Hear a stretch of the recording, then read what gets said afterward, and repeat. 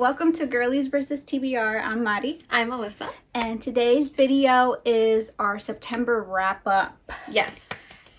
Way better this month than last month, okay? Yeah. I read a lot of good books. Yes. I would say September was a good one for me. Yeah. Do you feel that way? For you, yes. Okay, for me, yeah. For you? I read some random ones, so I have a couple of doozies in there. Oof, okay. But that was kind of my own doing. All right. TBH. All right. Okay. Yeah. A lot of my books, I listened to it, so that's why I have a lot of them. Mm-hmm. They were easier to kind of listen to while I'm out and stuff like that and driving. Yeah. So that's why I have a lot more than usual. Yeah. Yeah. I just feel like it's so much easier with audiobooks because you can listen to them while you're doing other things. Mm-hmm. Okay, so there is it is more accessible to some people. Yeah. I love that too. For me, it's I can't read a physical book while I'm doing the dishes or taking a shower or you know what I mean? Or driving around. Yeah. So I feel like that's why I like them so much too. For me personally, is because I can do it while doing other things. I remember I went thrifting one day and I went shopping. And so then I was just listening to an audiobook instead of music. Yeah. And that's how I got through a lot of it. I was out for 3 hours. Yeah. And I had 3 hours of audiobook time done. Yeah. So things like that. It's easier for me to do that while I'm doing other things. So yeah, and I didn't write a lot this month. So I had a lot of extra time on my hands. Yes. Which was good because I felt like I also had to make up for my 2 books from last month. Yeah. I was like, oh, I gotta do some. And then I also was thinking about the Spooky Rex video we're gonna do. Yes. We're gonna have that up soon. And I wanted to add more variety into my recommendations. Also, one thing before we forget, we do have the window open. Yes. It's raining. Yeah. It's a little raining, a little windy. So if you hear a little bit of background noise, it's ambiance. Okay, for the fall. If it gets too crazy, we'll close it. And so the sound might kind of fluctuate a little bit. But right now I'm kind of feeling this light breeze, it's little nice. bit of rain, you know. It's a bit gloomy. So, yeah. It's a bit gloomy. Yeah, so. It is gloomy today. If it is too, distracting or whatever, let us know. And then we'll notice that for the future. Yeah. But right now we're gonna try to leave the window open. We're gonna vibe it out. All right. So let's get this video started because it's gonna be lengthy. Yeah. Get a little drinky drink. Get a little snack. Sit down. Watch. Get your phone propped up while you're eating your dinner. Because it's gonna be long. Yeah.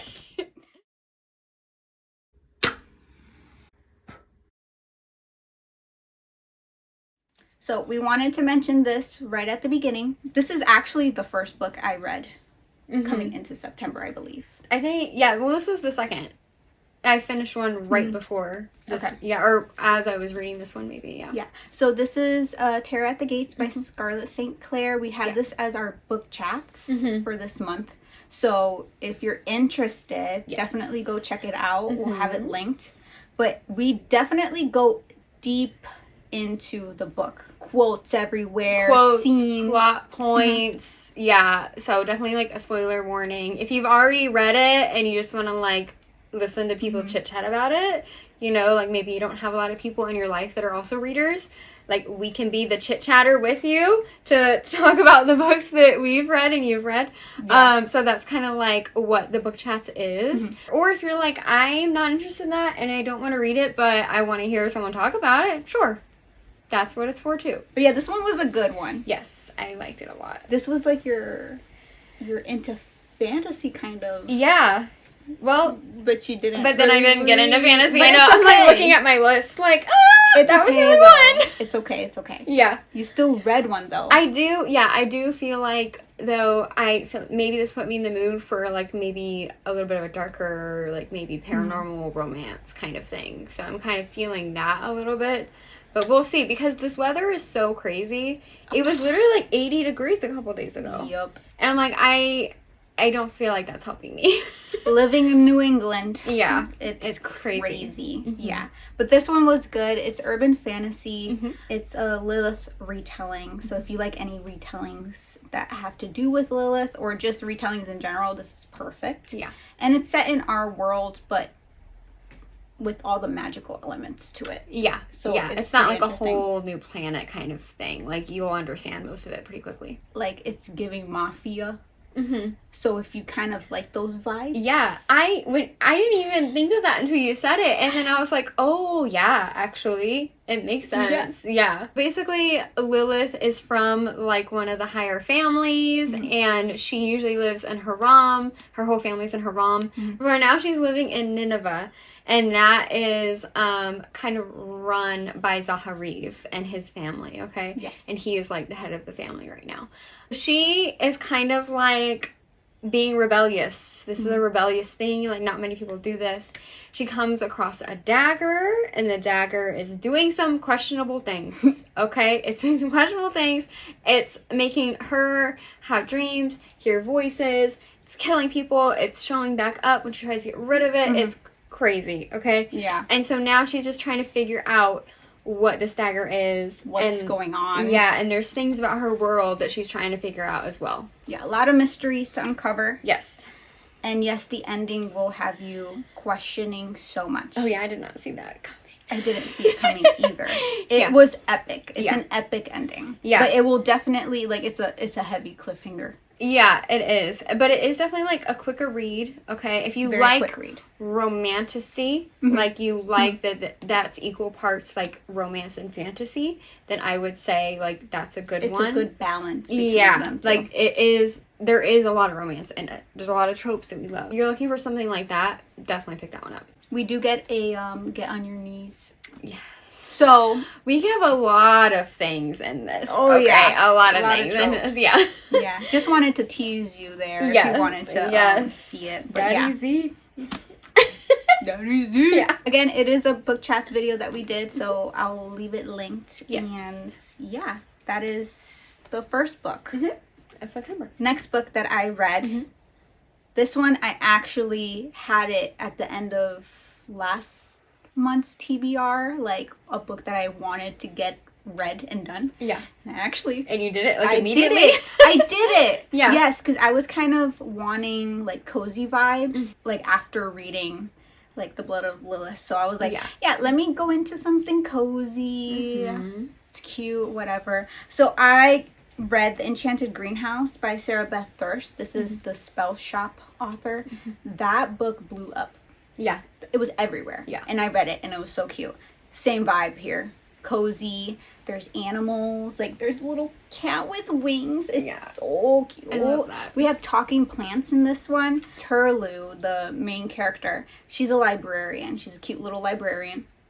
And shit goes down, as always. And she basically is dealing with the consequences of something that she didn't really have control over. But they were like, we got to set the example. So they make her into a statue.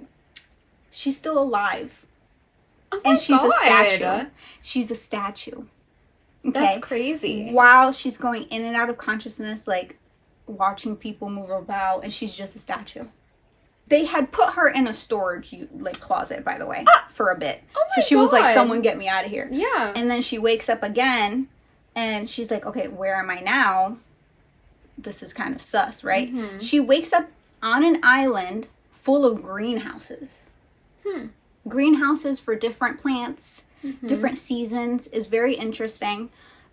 It's a unique world, is what I would say. Yeah. And there's, like, this gardener. He's, like, one of the only people on the island. And she's like, why is he alone? Like, this is weird. And, like, he basically, like, unstatuifies her. Okay. And he's like, okay, so, like, do what you were sent here to do. And she's like, sir, I am a librarian.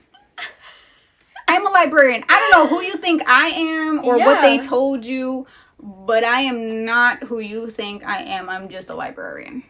She's like, I can read. But yeah, the gardener's name is Yarrow. He's cute. cute or whatever. He's or like whatever. He's like a recluse. Like he's alone on this island. He hasn't spoken to people. Like his family left, so we find out why his family left. Okay. And he's like, I'm not used to talking to people.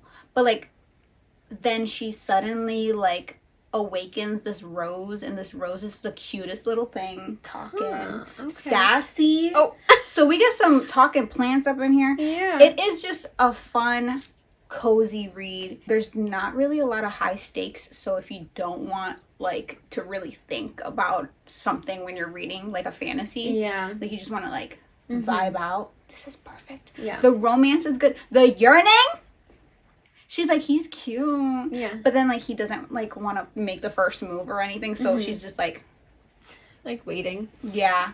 Like, come on now. Like, what are you waiting for? Yeah. So, yeah, it's a whole lot of cuteness. Is this in a similar world as the spell shop, or it's totally different? I believe it's the same world.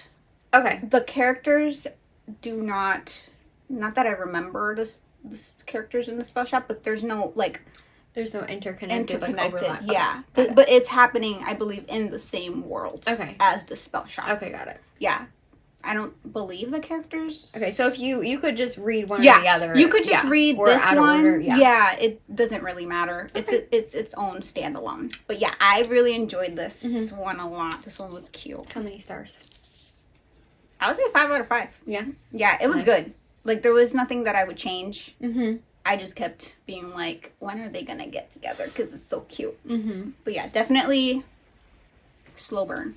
Slow burn. Yeah. One of the other ones that I finished in the month of September, I think like right around the same time as starting Terror at the Gates, was Broken Beginnings by Cleo Evans. This is part of the Citrus Cove. I was reading this one. That was like what I had started at the end of the last video for last month. So I did finish that one. They're so good. They're so good. I'm just like, they are romantic suspense. I did also read the second one. I'll talk about that in a little bit. But yeah, they are all romantic suspense. They are interconnected. It's not like cowboy or like heavy on the ranching. Like their family owns a farm, but mainly they do like produce and grapes for wine.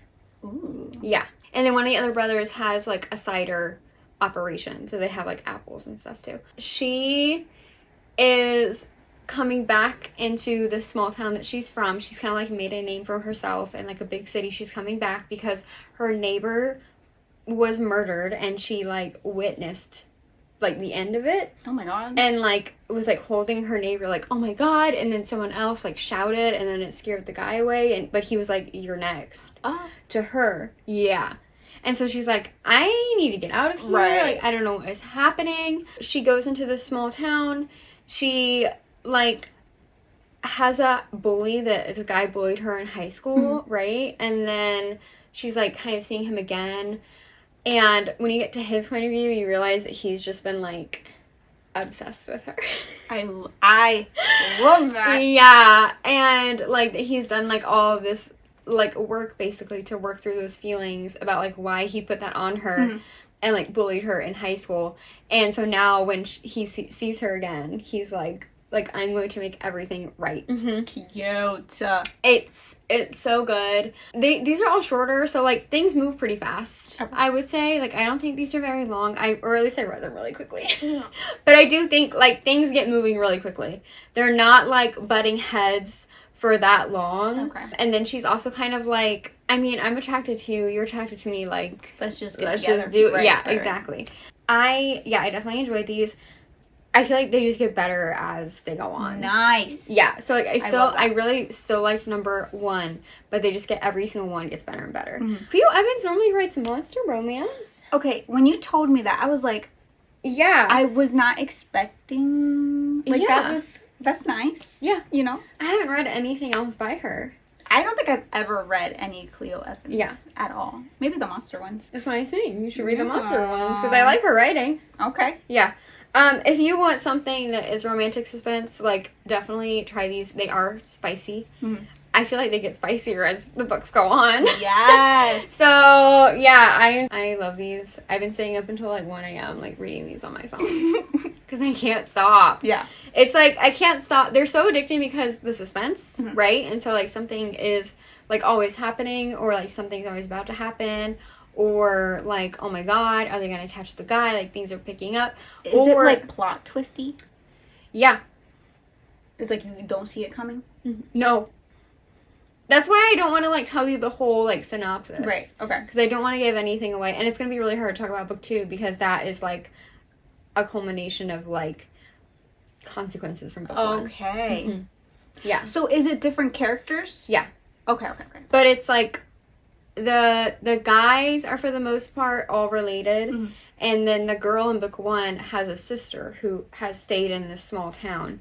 So it's like, yeah, they're all like familial. Okay. Like she has a sister and she has a friend, and then like they're all like a friend group. So sisters, is it kind of, and then the guys.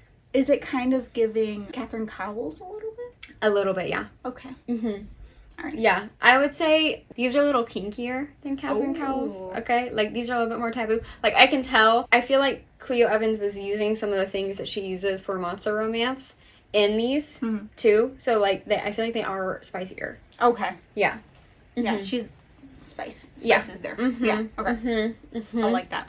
I loved these. Okay, so definitely recommend. 5 out of 5 stars for me. Loves a Witch by Trisha O'Malley. This one, how cute is this cover? So cute. And look at the sprayed edge. Look at the little doggy with wings. It is adorable. Well, it's not really a doggy. It's like half dog, half like gargoyle, I think, or something like that. I don't remember. Or wolf. It's like an interesting species. I was like, that's like cool. A pug. It's like half dog, half something else. It's like a hybrid. I don't remember. Anyways, I feel like I keep reading books with like familiars or like cute animals in it. You do.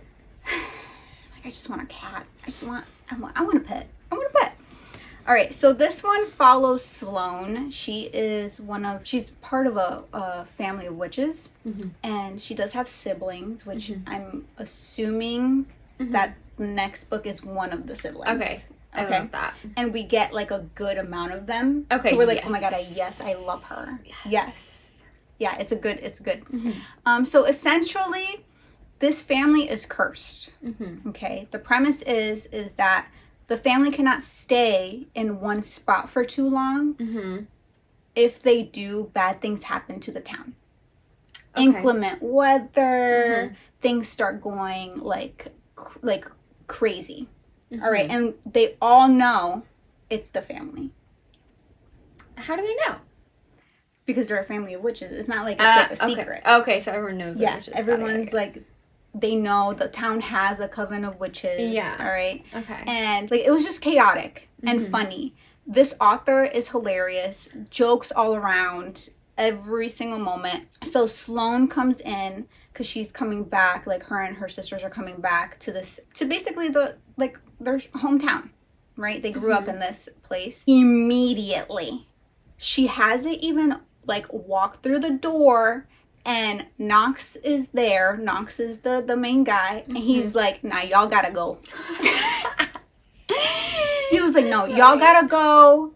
We know what happens when you stay for too long. Things are gonna start going crazy and hectic. We don't need that. This town is trying to become touristy and try to get money, fixing buildings, just like making it a better town." Yeah. And he basically is like making these decisions. Like he has a pretty big part of it. Like he's not mayor, but like like town board or something like that. Yeah. And so he's like, "Nah, you gotta go." Basically throws her suitcases out and is like, "Get out of here." Okay. And she's like, "Who are you?" Yeah. Like, get out of here. Yeah. I'm staying. Like, sir, I just drove how many hours? Yeah. I'm tired. I'm hungry. I haven't even seen my grandma. Get out of my face. I was laughing so much. I enjoyed the audio. Like, it's so good. Are they Scottish? So good. Yes. Okay. Yes, this is happening in Scotland. Yes, in a small town. It's very, very cute. The narrators are they both Scottish? Yes. Yeah, I had the Scottish accent in my ears for both of them. It was so good. And so she stays, okay, and it just starts snowing. And it just gets worse and worse. And they're trying to break the curse, okay? It's not like they're just sitting around or whatever. And yeah, she ends up like trying to help Knox, and they get closer and closer. And he has a castle that he lives in. And she's like, I want to live in this castle. I want to live in a castle too. Right. And yeah, it's just feel good. It's spicy. Okay. Not too spicy, I would say, but it's spicy. And it's just really, really funny. I laughed a lot. So I would say if you need a laugh out loud. Yeah. The author's really good with jokes. Yeah. Okay. Like it's like every other second. Okay, cool. Like it's actually funny. Yeah. Yeah. So like actual jokes. Yes. Yeah, okay. And like the banter in this is really good too. But I'm excited for the next book. Yeah. And the next sibling. It's called the Scottish Charm series. We do start off in 1713. Oh, okay. And we do see how the family gets cursed. Oh, interesting. And then we go into present day. And then they also have a glossary of Scottish words and slang. Banter. Next.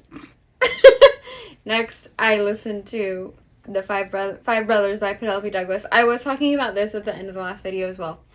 And you were like, why are you listening to that? Right. I asked myself the same thing. Okay.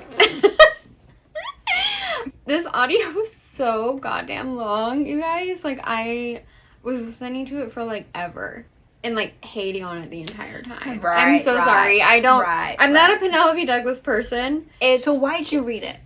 Because I had seen so many people like getting it and talking about it, and I was like, maybe I would like this one. I like Birthday Girl, and so I was like, well, like this sounds crazy. It's literally called Five Brothers. Like the premise is kind of crazy, and so I was like, let me just see what it's about. Okay, let me just try it. Okay. I don't know why I did that. I regret every minute. The main character is like 18 or 19. It's like in Florida, okay? And it's very like, she's from like the right side of the tracks and they're from the wrong side of the tracks. And it's very like, we're a small town and we like run this small town and we're out here in the boondocks and they're trying to get like paved roads out there. Like, that's how... Okay. Yeah. She doesn't like her, like, rich girl life. And she likes over on that side better. And so, like, she does like to hang out over there or whatever. Basically, she's, like, dating one of the brothers who is, like, age appropriate for her. Okay? Again, she's literally, like, 18 or 19. I think she's 18. They are not really exclusive. They're not really dating. They're kind of a situationship. And she kind of finds out, like, he's having times with other women, and so she's kind of like, I mean, that sucks, but okay, because we didn't say we were exclusive, and like I'm not really that upset, but like this is gonna end though. And so he like takes her back to get her car. Turns out somebody slashed her tires, and there's like a storm coming, and like she can't go across the tracks when there's a storm coming. And I don't know, they not got Ubers out there or something. I have no fucking clue. Probably not, if they don't even have roads. Okay. Nah. There's like a restaurant there and everything though. Maybe taxis. Okay. I don't know, but she didn't think of it. Okay, so she decides to just sleep on the couch, like in the house, and he lives in the house with all of his brothers. It's just the brothers, okay? And so she's like, let me sleep on the couch, like downstairs, okay? And so she's like trying to sleep on the couch, and she's like, hey, I'm feeling frisky, so I'm just gonna like start touching myself in this living room that is not mine, in a house full of like 4 other men, like fully exposing herself though. Naked everywhere. Like, all right. Yeah, pretty just much. Like blanket down, shirt up, like pants, I think, partially down. Okay. All out. Not in your own house. Okay. It's like dark, right? And she like kind of gets spooked because there's like there's someone watching her, right? And then she's like, oh my god, like someone's watching me. And then she like spills her inner monologue, all of her like her whole life story to whoever this guy is. She doesn't While know. Doing that, or just after? I think she stopped, but like she was like talking to him.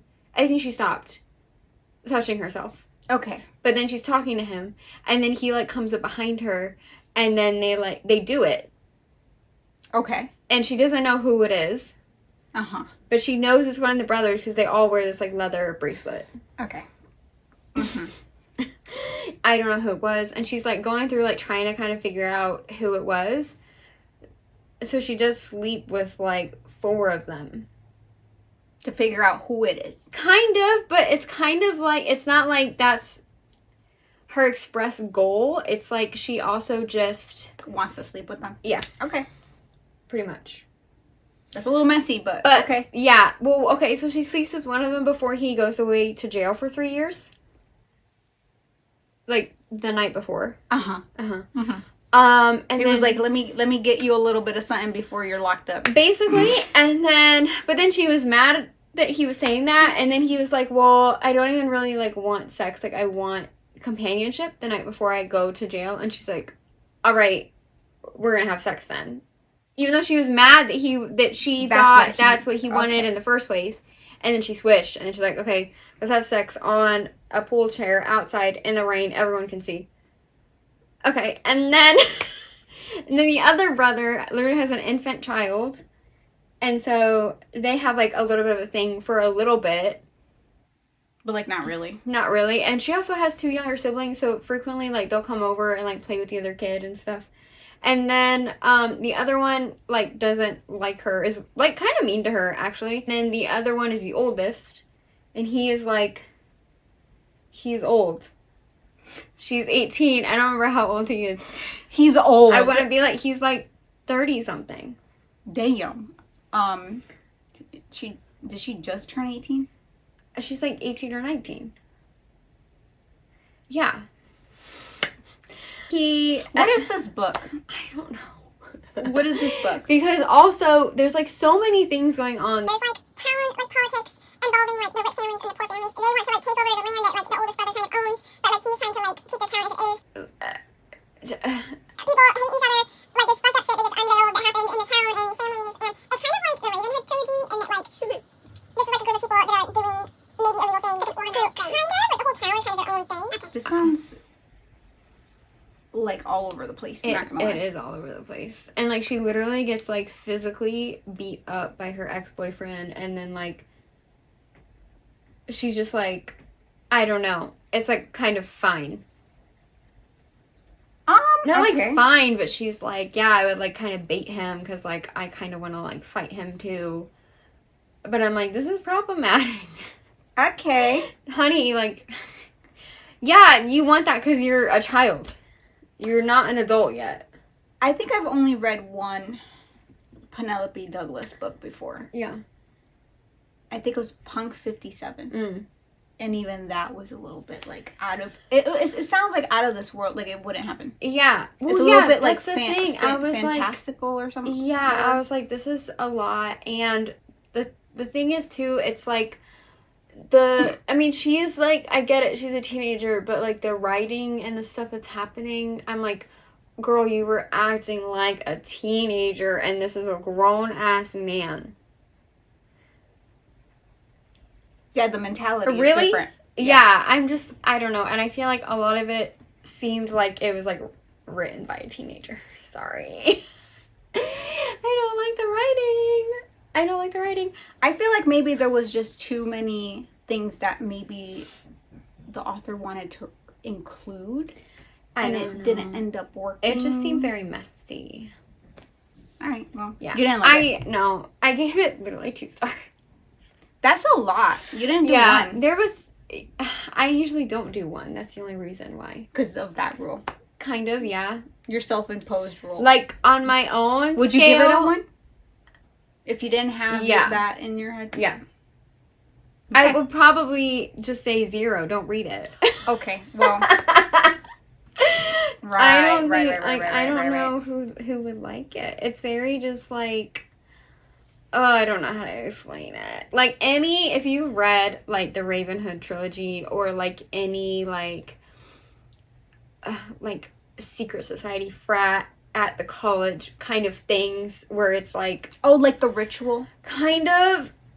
Like, there's a specific thing, and it's very hard for me to, like, put my finger on about what it is. And, like, some of it has to do with age. Some of it has to do with, like, oh, this is like the drama in a small town, but like times 10. She literally gets beat up by her ex-boyfriend. One of the brothers tries to coerce her into filming a sex tape so they can use it as leverage. There's questionable things. Like, oh, one of the things is that, like, the oldest brother, like, goes over to her house to, like, kind of get her back kind of thing. Because her parents are, like, trying to marry her off to a rich man that's, like, older than her that she doesn't like. He's, like, an adult. She's, like, 18 or 19. They're trying to marry her off to that guy because he's rich. Yeah. See? Okay. That doesn't... So the oldest brother, when they have a thing, he goes to get her, literally breaks down her door. She lives in, like, a gated community because, like, they're rich. Like, millions of dollars rich. He breaks down her door. The security comes around. The security's like, hello, hello, hello. They're literally, like, in a closet having sex. And the security's outside the door like, are you okay in there? Like, what? Yeah, no. Like, they just go on for, like, 20, 30 fucking minutes. No. And security is like, no. Are you okay in there or no? Door is fully broken down. That doesn't make sense. I don't know. I'm sorry. That doesn't make sense. I don't know. I'm not gonna, I'm done. I didn't like it. We're moving on. The names? Oh, yeah, the names. The fucking names. Her name is Chris Jen. But when you say it fast, it almost sounds like Christian. Which she's not, girl. Yeah, so I thought that was weird. Sorry, wait. Chris Jen.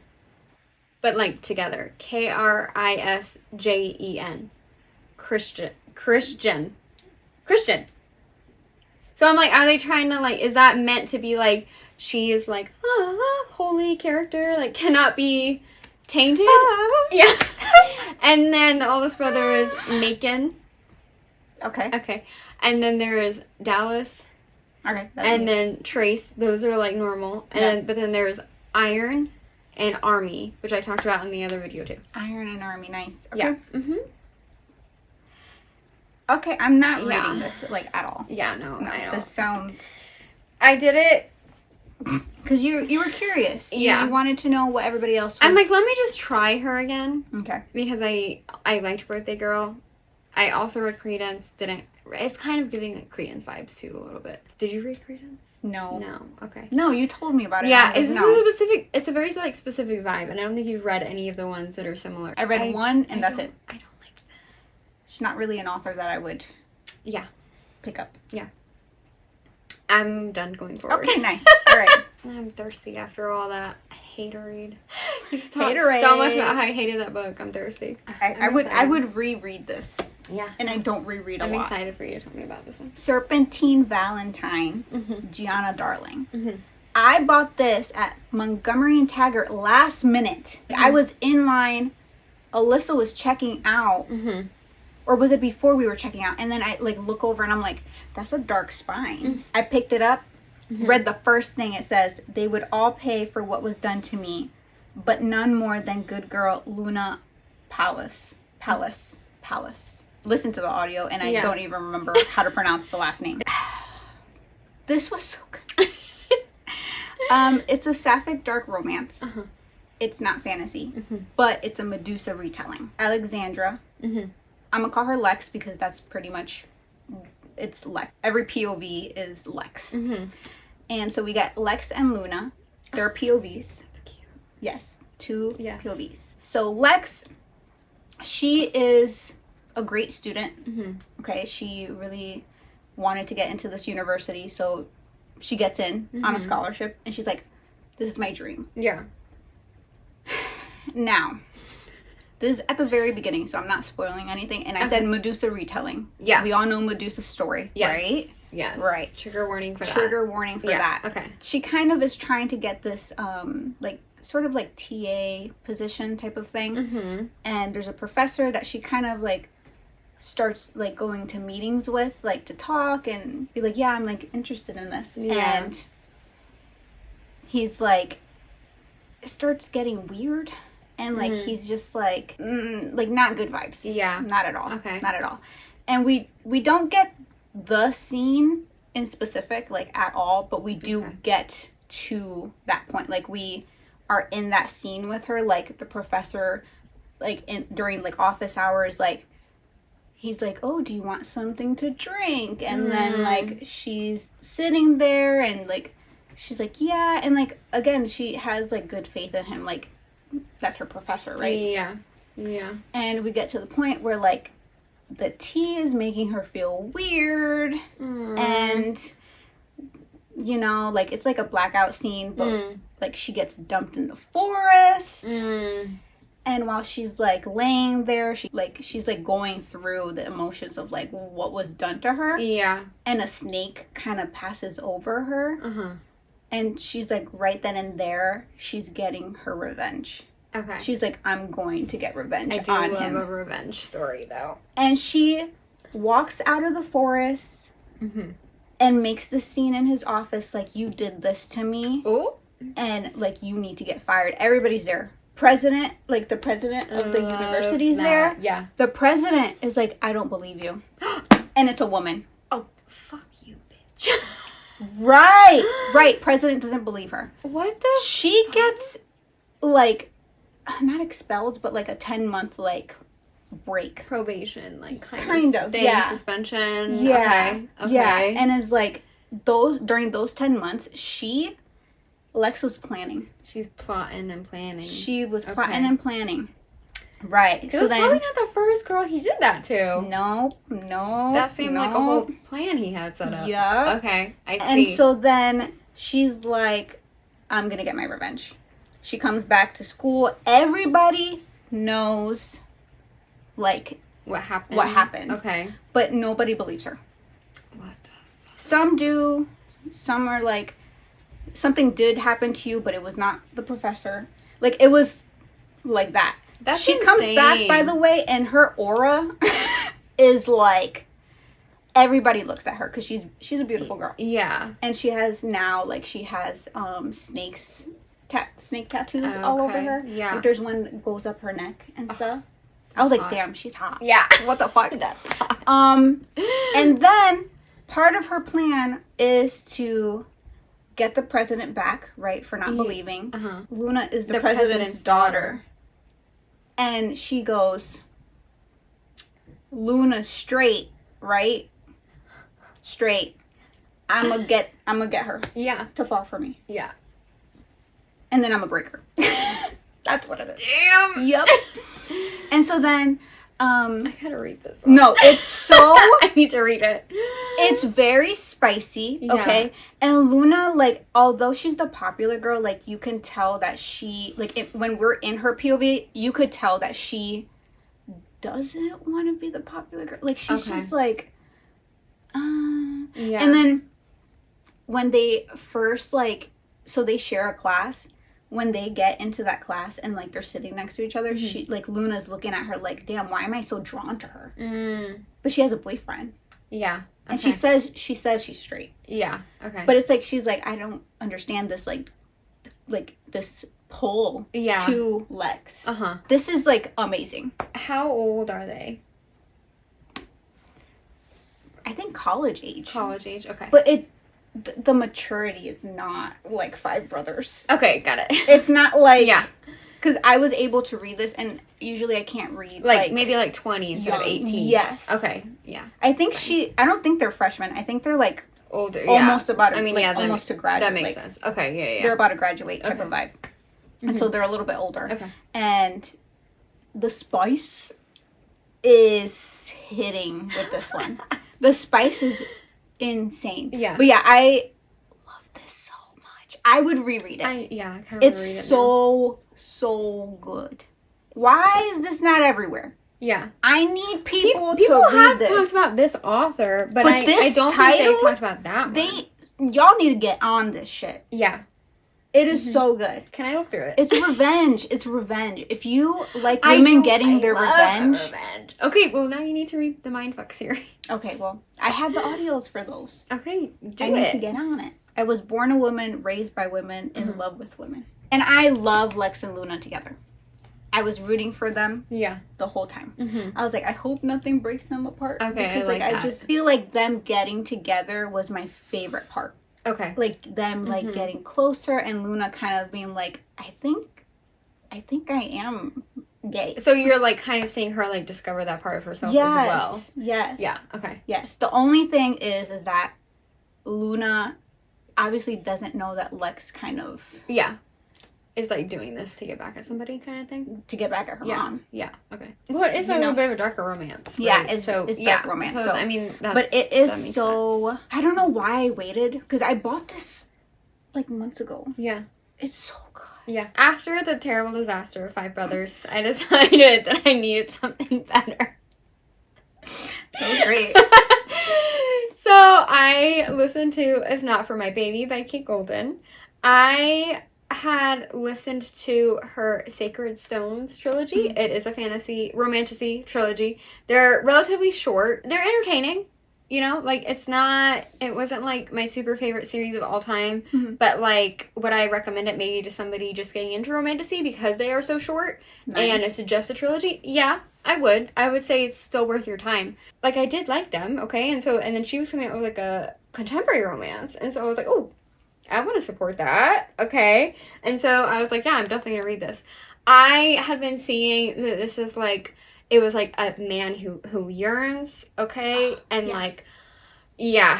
And he is Irish. He's Irish. He is a singer. Is this hosier coded? Yes. Okay. A little bit in the beginning, I was like, I couldn't really get that out of my head. And so I was like, is this weird? Like, I feel like it's a little weird. But as you get into the book, like, they become their own characters, at least to me. Because I'm also not, like, a big hosier person. Okay. Maybe if you were, you would feel differently. I liked this a lot. So he is, an Irish, like, singer, right? So he's kind of blown up very quickly. And he is very, like, private and, like, subdued and like that kind of person. She is a waitress in Texas, okay, but she's like kind of in the theater scene, okay, so she does sing, she does open mics and stuff like that, and her friend was supposed to be a backup singer on his tour, but she got like a better opportunity, okay, and so she's like, I really want to do this, but I need to find someone to replace me on this tour, and like I gave them your name.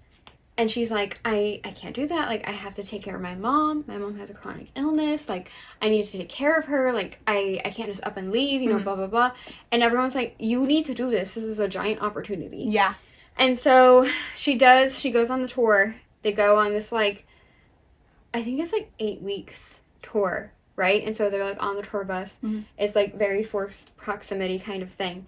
And there's just like these little things that they like run into each other in the middle of the night and like stuff like that, okay? And she's like, oh, I like him, but like I can't do that. Like I'm on the tour, I need to be professional and like stuff like that, right? It's just like the little moments like that. Later when they finally get together, he is just like, I was obsessed with you from the first time I saw you. And that's why I was so flustered and like kind of rude to you when you like tried to talk to me. Yeah. He was like, hi, okay. And then like walked away. Oh my gosh. Yeah. Oh my gosh. And like the first time he hears her sing, like is on like at a show. Like she ended up being late because of miscommunication. So she basically has to like go from like the bus to get to where the first show is onto the stage like pretty quickly. Oh. Yeah. Okay. And she's also not a fan of his beforehand. Like she has heard 1 or 2 songs, but then on the bus over she listens to like all the songs and she gets deep. She is deep in there. Like storytelling, the lyricism, like she's into it. And so she's like prepared to go on because she can memorize really quickly from theater. Okay. So she's like good at that. She goes on.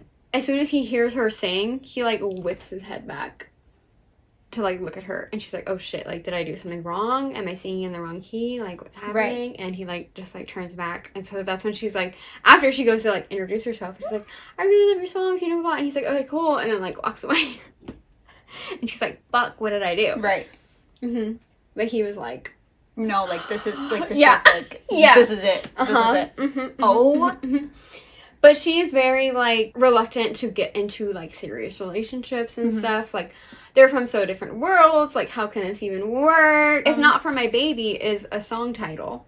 Okay, yeah. Okay, and it's like the song. After a couple of stops on the tour, they're like, we want you to sing this song with him.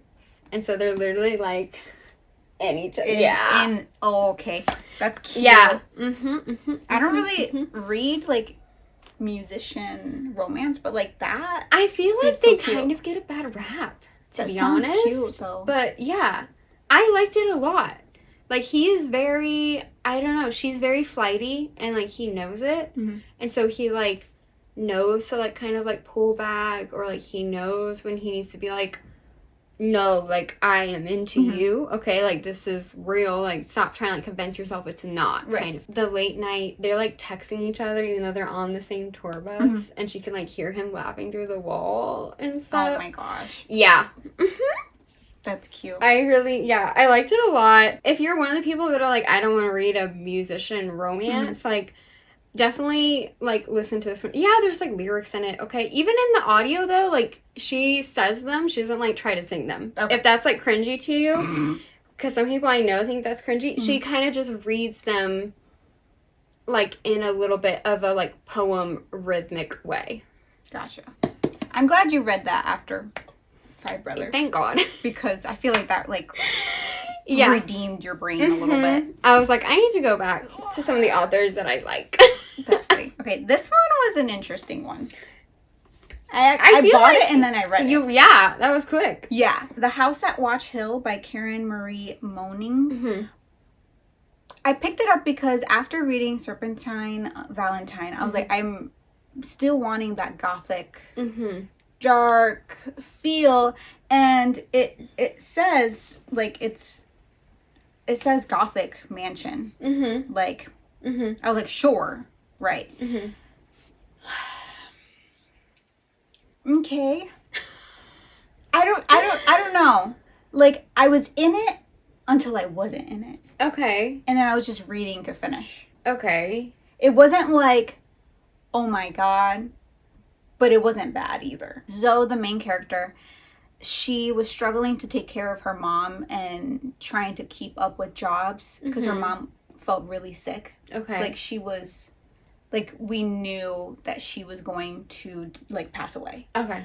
But she was trying to keep up with, like, the bills, and she had to keep, like, leaving the jobs early because she had to take her mom to the hospital and stuff like that. So we see the struggle of, like, her and with, like, basically the relationship with money because she's like, I can't do this. Yeah. But then a relative she didn't know existed died. Okay. And someone's like, oh, you inherited, like, a good amount of money. Okay. And... suspicious? Right. Very mysterious. Yeah. There's, like, a lot of mysteries in this book. Yeah. You're trying to figure out, like, what is going on. She goes to this town where the mansion is. And apparently she has to live there for 3 years to inherit, like, all the money. Okay.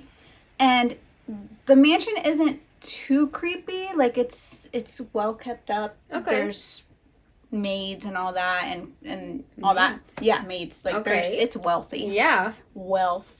Yeah. She's gonna inherit wealth. Yeah. And throughout all of this, she's, like, meeting different men. And, like, there's not one clear love interest right now. Okay. And I finished this. Yeah. There was one that she slept with. That she was, like, very attracted to. And then he disappeared. And then there was a hot gardener. And then, like, there was really nothing there. But then there's, like... It's all very interesting. Weird things start happening. Okay. And her best friend kept some secrets. And, like, it's just a whole lot. She almost, like... I don't want to spoil it in case you want to read this. But it's just a lot. Yeah. And at some point, I was just like... this isn't even gothic. Yeah. It's like the mansion is just gothic, but it's kind of it. There's no eeriness. Oh, there's no... you know, the gothic elements of, like, it's dark, there's spider webs, there's, like, like, maybe it's haunted. Like, there's... I just imagined, like, an old house. Yeah. And that's it. So, I don't know. It's decent. It's not, like, oh my god, and like Yeah. it leaves in a cliffhanger. This cover looks very spooky though. It doesn't give But that, it's not though. that spooky? It doesn't. No. It doesn't give that. There's an owl. There's an owl in this. Mm-hmm. With red eyes. I don't know. I was fine. Like, I want to say over here is when it gets like very like magic-y. Interesting.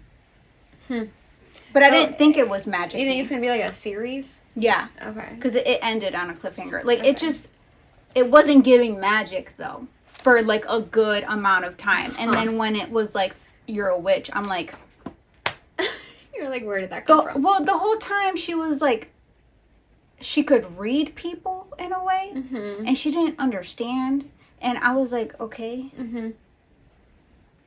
Yeah. Anyways, it's not the like intense gothic that I'm used to. Yeah.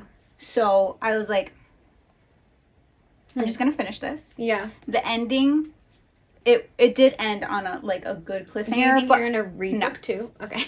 The ending was like, whoa, wow. Mhm. But I guess I don't know if I like her writing. Okay. That's my thing. Yeah. I don't know if I like the world. Like, it's not too. I don't know. Yeah, I think that's the same author as. You don't have the Dark Fever series? No, I don't have that. I think that one's like urban fantasy though. Yeah, So, I think she was trying to interesting. dip her toes into like the whole. Maybe I know she has a lot of books. That author has a lot of books. Yeah. I feel like she's been around for a while. So yeah, maybe she was just trying to like switch up I don't or know. something. I was like, okay, that's interesting. And then like we still don't know, is the ending guy, is that the main lover? Maybe it's just like It's not- a very slow developing, like maybe it's Also, developing it's over not- the 3 books or something. Right. It's not like, we know she has like relations with the men, but we don't, it's not like spicy. We don't get any of it. Is it closed door or is it just like very nondescript? Nondescript. Okay. Yeah. We know it happened, Yeah. but Where there's it's like none of it. half a page or like 1 page kind of thing, and it's like that's No, it because they not don't go really. into detail. Not really. They're Not just even like, really she's like, she does it, and then like it's like, yeah, we had that last night, and then Oh, interesting. Okay. yeah. I was just like, okay, Not for you though. no. Yeah, all right. I went from one musician to another one. I was kind of reading this at the same time as a lot of these, actually. Because this is the one that I had said I was going to take with me on my trip. And then I ended up not really reading it on the plane. I slept on the plane instead.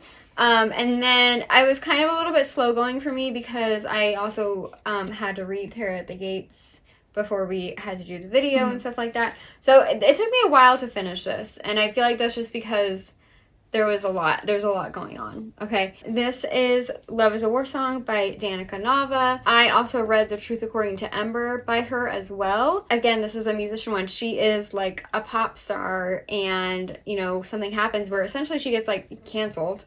And so she gets sent by her mom back to like her grandma's ranch, basically in Broken Arrow, Oklahoma, to like lie low and like kind of learn about her family and like the culture and her heritage and stuff like that, because she doesn't really know. She's kind of removed.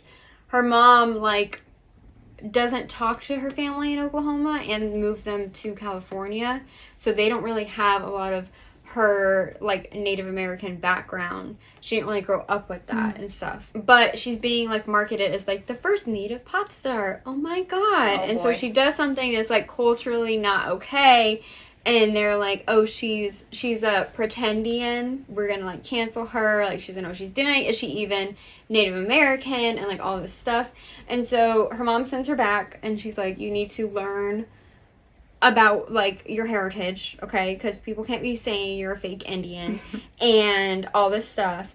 And so she goes, but she knows literally nothing. She's never met her grandma because her mom, like when her mom left, there was something happened and they were just like, they just cut ties. Damn. Yeah. And so she gets dropped in like this horse ranch. Like ranch hand hates her. Okay. Unfortunately, he's very attractive. Hates her. He basically like gives her like Indian lessons where they're like, you're gonna learn, this is rule number 1, don't whistle at night. and stuff like that. Yep, because she does it, and he's like, "What the fuck are you doing?" Right. And like pulls her into it. She's like, because she's a singer, so she's going around like humming and whistling a song that she's writing on like the grounds, and he's like in the stable, and he's like, "What the fuck?" It pulls her into the stable. They have to spend all night in there, in the like horse stall, you know, because he's like, "I ain't going out there." Not after you whistle. Yeah, exactly. You don't know what what's. do you mean? You don't know what's prowling around. Mm-hmm. And they like hear stuff outside. Oh my gosh. Yeah. And so it's just kind of funny that he's like, okay, these are the rules of being Native American, all right? Because you are clueless. Mm-hmm. I definitely enjoyed this.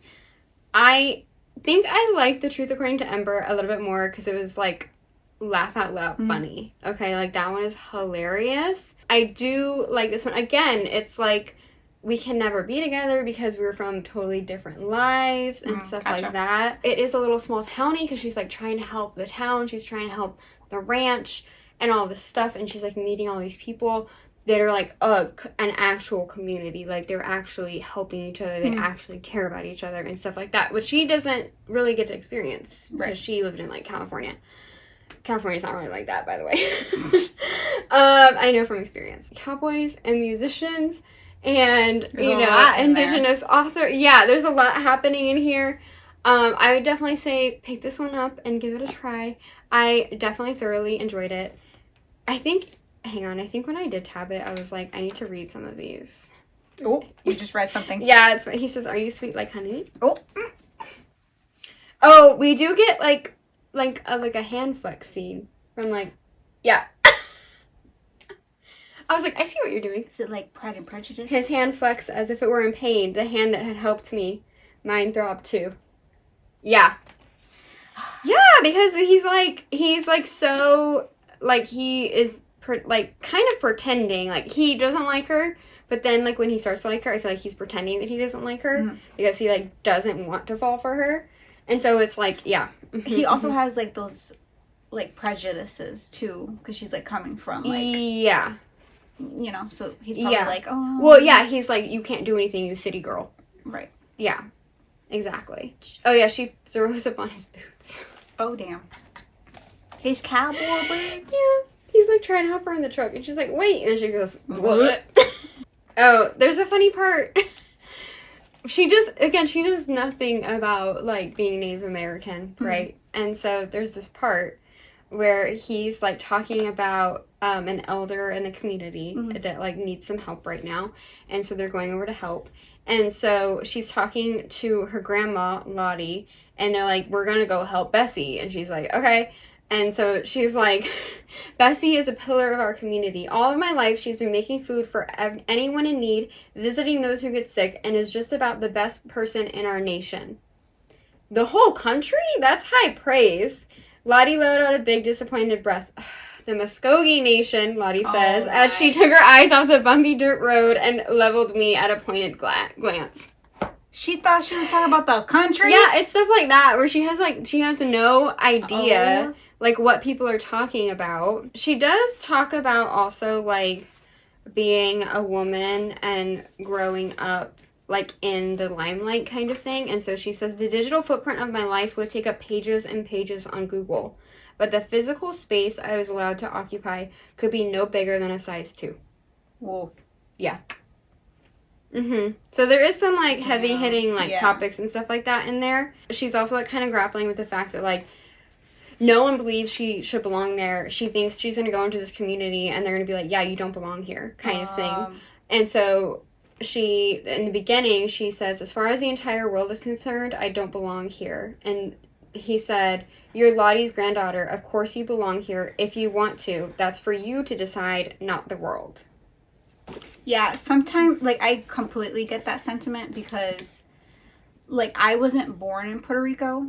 And, you know, I'm American. Yeah. And Puerto Rico is part of America. Yeah. Right? So we're all Americans. But there is, like, this sense of, like, Puerto Rican born on the island. Yeah. And then Puerto Ricans born in the U.S. Yeah. Like, and then, like, when I first visited Puerto Rico, I was like, are they gonna know? Like, are they gonna, like, is there gonna be, like, this thing? And, like, I fell in love with the island when I, like, went there. Yeah.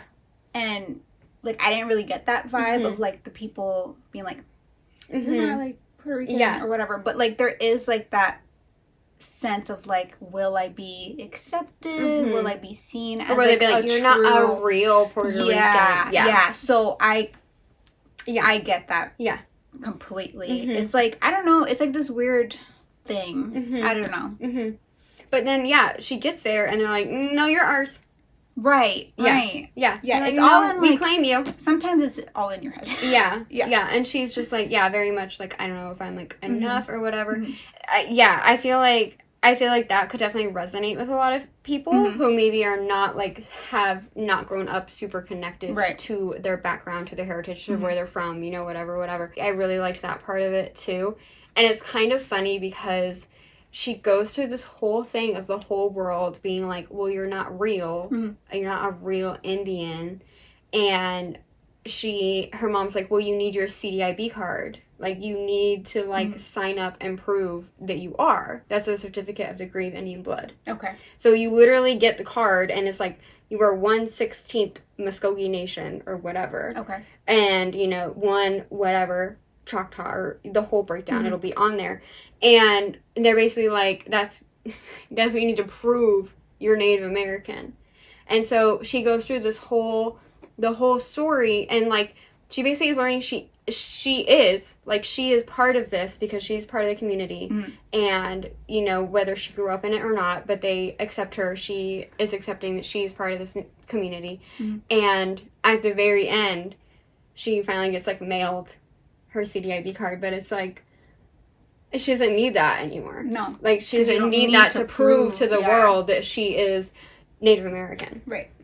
Yeah. And, like, a lot of people feel that way, too, if they don't know the language. Yeah. Like, there's, like, a disconnect there. And so it's like, oh, am I, or am I not? And it's like, yes. Yeah. You are. Yeah. You are. I think they were even saying, which I didn't look up, I'd have to flip through it again. I think it's, like, Carrie Underwood. They're like, well, Carrie Underwood is Muskogee. And they were like, we claim her. And she's like, what? And she's like, yeah, she just doesn't talk about it. Like, she, like, basically never talks about it, but she's like, but we claim her. Right. And so I was like, I wanted to, like, look that up. But she actually... Like, yeah. I didn't know about that. I think it was Carrie Underwood. I'm not entirely sure. But it was just, like, funny. It was like, she, like, literally doesn't talk about it at all. She, like, comes here every once in a while, but, like, we still claim her. Yeah, it was another singer, like a pop singer like that, too. Or, I guess not pop.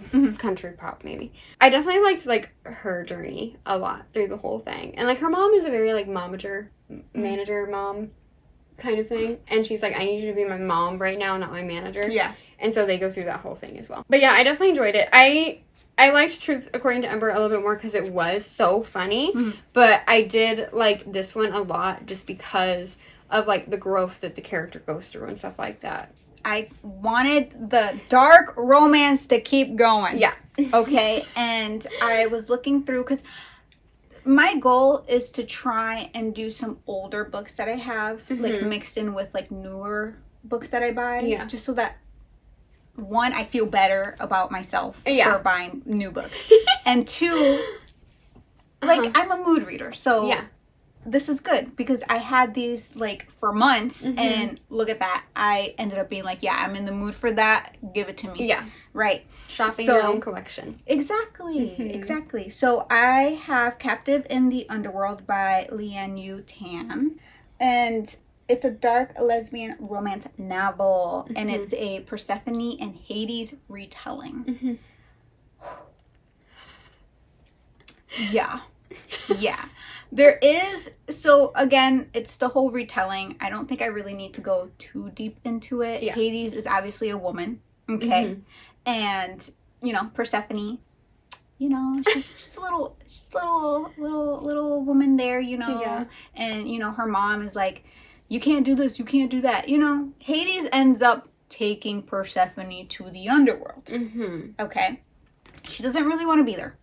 Is this actual, like it's fantasy? Like, it's the actual underworld? Actually, okay, underworld. Got it. Yeah. Okay. Yeah, actually, like, underworld. Yeah. It's pretty short, so they don't really get too much into the whole magic and all that stuff. She's like, I don't really want to be here. I just want to go home. And, like, Hades is like, no, you're going to get married to me now.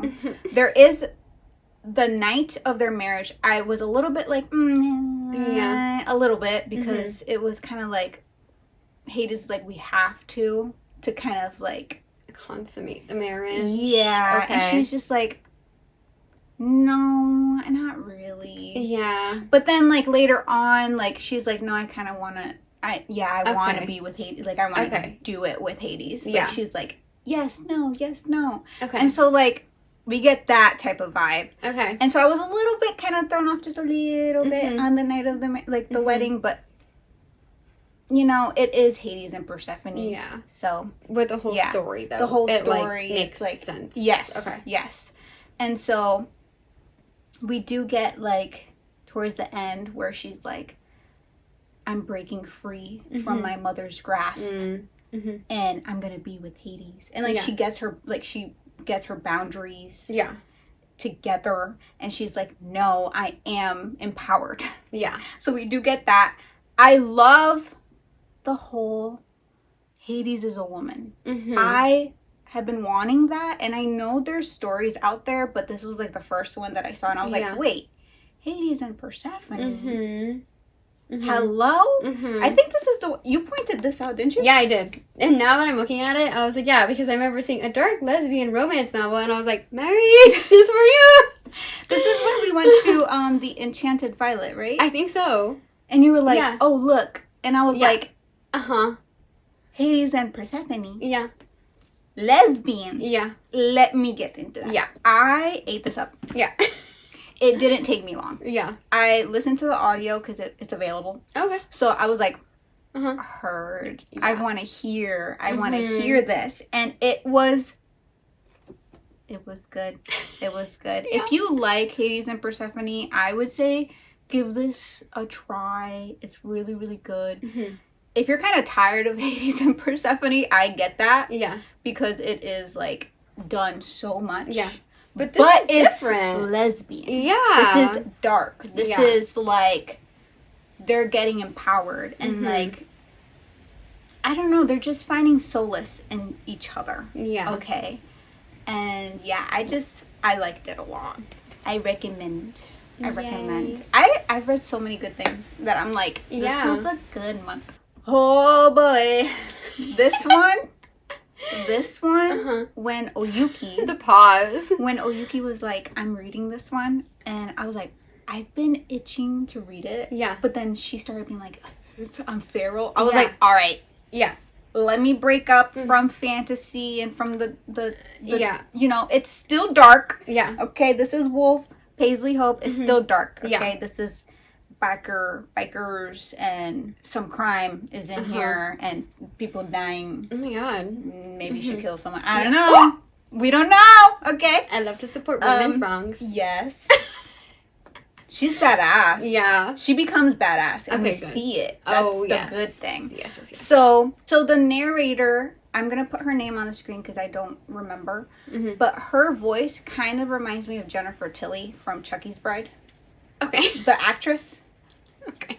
I just want to put that out there. In a good way. Okay. In a good way. Okay. In a good way. I liked it. Okay. But yeah, Brinley, she moves back to the small town that she grew up in. Breaks up with her boyfriend because her boyfriend is like rich and, you know, is like, oh, I'm going to go do this thing. And she's like, oh my god, he's gonna like propose and like we're gonna go together. Yeah. And they're at dinner and he's like, yeah, so I'm gonna go do this. And she's like, yeah, I'm going with you, right? Like we've been together for years. Like we're gonna, you know? And he's like, oh no, I thought you would stay here and like, you know. And she's like, what the fuck? Like, no, absolutely not. Like this is like, no. That's weird. Right. And so she's like, yeah, we're just not going to be together. Fresh breakup. She goes to the small town. She's like, I need a new start. I need a new start. Get my mind off of that guy. Yeah. So she's at a cafe.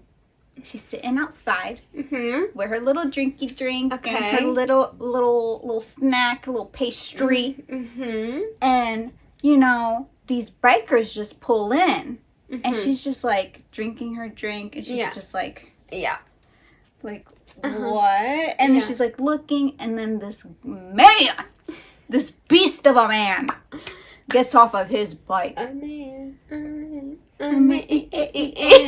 No, this man tatted up, gets off the bike, and she's just like, and he's looking at her, and she's looking at him, and they're like, there's a moment there, and she's like, this man is hot. Yeah. And she's just like, I'm gonna just like, you know? And so then they go in, right? And she's like, let me escape. Yeah. Because I can't. That man was like, it's I can't. A lot. It was a lot. And it's like a whole biker. Yeah, it was like, a lot. It was a lot. They were pulling in. She was like, It's intense. Like, whoa. And so they had a moment there. Yeah. And, you know, her best friend, or they used to be best friends. They reconnect when she moves back. Okay. She's getting married. Okay. Okay. And she's like, well, now, you know, you weren't going to come. Now you're here. Yeah. I'm going to invite you. Yeah. Come to my reception. Come to my wedding. So she's like, all right, period. The man that her best friend is getting married to is part of the bikers. And so guess who else shows up? Guess who else is around? Guess who else is looking at her? The man. Okay. Yes. And it's like immediate like attraction. Okay. They cannot like, it's like they're staring at each other. Yeah. You know, there's a little bit of banter there. And like, I believe it's the reception where she kind of gets a little tipsy or whatever. And like, they go into a room and like he does stuff, but they don't do it all the way. Yeah. Okay. And she's just like, what did I just do? Yeah. And yeah, so it's a lot. It's a lot. We do get a part where like, she does like, they get involved. All right. And there are people out to get this biker. Yeah. You know, like the group, because, you know, they're doing some crimes, you know. It's a little bit of crime. Protecting the town. Yeah. Whatever. That's their territory. Yeah. And then there's like a rival. Okay. And so he's like, well, you need to learn how to protect yourself when I'm not around. Yeah. So he does like training. And she getting built. And like learning how to like use like a weapon and stuff. And it's just so cool. And the spice though. The spice in this makes so much sense to like the series that I got into first. Yeah. Like Paisley Hope. Yeah. You know how I was like, I didn't expect it to be spicy? Silver Pines. Silver Pines. Yeah. I feel like if I would have read this first, it would have been, you would have known. I would have known who Paisley Hope was as a person. Yeah, she's as like, an author. She's like, we're she's like chili peppers spicy. Yeah. Yeah, okay. I was like, this hooked me. I was like, I cannot stop reading this. I need to read that. Yeah, you do. Yeah, you do. It was like, he was like, I can't get her out of my head. Yeah. Like, I just need her. Like, I just need her. Yeah. Can't stop touching her. Yep. Obsessed. Okay, yep. Like, we're together. There's no really going back. There's no other option. Yeah. Yeah. Yeah. Okay. And, like, she needs help with her house because she moved back to, like, the house that she grew up in, and it's kind of, like, in shambles a little bit, and she doesn't have money, so she's trying to, like, she's like, I don't have money. And he's like, I have money. Yeah. So I will help you. And, no, it's so good. Yeah. I love Brinley. And Gabriel is fun. Yeah. Gabriel's fun. I can't. It was so good. I think Look at the second, cover. I know. I think the second one is coming out soon. We do get a lot of the couple. Okay. For the second book. It's called Dove, right? Yes. Yeah. Yeah. And it's the couple that gets married. Oh, okay. Oh, I like that. Yeah. Yeah. So, and her friend's like, I don't want to know what's going on. Okay. Shit goes down later on. Yeah. Like, pew pew. You know? Things go down, all right? Pew pew. Pew pew. It was good. It was good. It was good. It was I good. Can't wait to read that. No, you're gonna be hooked. You're not gonna want to stop reading it. Okay, great. Like, it's not something that you'll read alongside another book. Like, you're not going to want to, like, pause to, like, read another book and then go back to it. Like, you're just going to want to read it through because I ate that shit up. Yep. Ate it up. The next one. And next. She read this. Okay. Alyssa read this. Haunted Ever After, Jen DeLuca. I will be reading Ghost Business. Yeah. But yeah, this one, it was so cute. Yeah. Okay. Yeah. It's Florida. I didn't know how I would feel about it, but I think it's like a good like closure to summer. Yeah. Going into spooky season. Yeah, exactly. So I was like, this is actually like perfect. Okay. Cassie moves from Orlando. Yeah, like one of the cities. Like a big city to the small town. Okay. It's a touristy town. Right. And she's like, I just need, you know, whatever. Mind you, she's feeling kind of like out of it because she has a friend group and like the friend group is like not really responding to her. They're like all kind of like moving on with their lives. Yeah. And she's kind of like having children and all that. And she's just there like. And she's not really up to where they are. So I feel like she kind of feels a little bit stuck. Insecure. Yeah. There. Yeah. And so she moves into this house. She doesn't know anything about this town. All right. She doesn't know anything about this house that she bought. Okay. Yeah. But everybody's like, you moved into what house? Yeah. And she's like, what is all of that? Why is there? Yeah. Right? But weird things are happening to the point where her laptop just cannot stay charged in the house. Yeah. And so she has to go to this cafe to do work. Who's in this cafe? A hot ass barista named Nick. Yeah. Okay. Nick is like, another tourist. Like, she's just gonna sit in the corner, not order anything, and blah, blah, blah, blah, blah. Use the Wi-Fi. But he's wrong. Okay, she comes in another day, and then he finds out that, no, I'm not a tourist. I moved here. Okay. He also has a weird thing going on. Yeah, he does. And I was like, who is he talking to? And then we find out he's texting a person who is no longer in this realm. Yeah. It's a ghost. Yeah. He texts the ghost. It is so funny. And the ghost is so funny. And I do get sentimental later on. Yeah. And I'm like, okay. Damn, that hit hard. Yeah. But yeah, everybody's like, they go to their, like, her house and they plug her laptop in and it works. Yeah. And she's like, all right. Yeah. So, like, what's going on? Yeah. Because she's very, like, it's Boneyard Key. The whole tourist situation is, like, that the whole key is haunted. Haunted, spooky. And, like, no, it's haunted. Yeah. And she's like, I don't believe in ghosts. Yeah. And they're like, no, it's, like, actually haunted. Yeah. People are in the know. Yeah. And there's, like, this, like, ghost business. Like, the character, what's her name? The tour. There's, like, a tour that goes on, and her house is on the tour. It's so funny, right? It's so funny. And she's, like, she peeked out for a little bit and was like, what the fuck? Sophie. And so then Sophie. And she does the tour. And, she kind of gets closer to Sophie. Yeah. And Sophie's, like, trying to figure out, like, how, like, accurate. Like, she wants it to be accurate information that she's giving out. All right? And there's a whole thing on her story. And we do get it in Ghost Business, which is the second book. But in this one, like, Cassie is like, I just, like, what is going on? Yeah. Okay? And she knows that, like, eventually she gets the vibe that the ghost in her house does not like her. Okay? But then there's other moments where the ghost is, like, fine. And we're like, okay, what the hell is going on? Yeah. And we do find out something, and I'm not gonna spoil it because it is a big reveal. Yeah.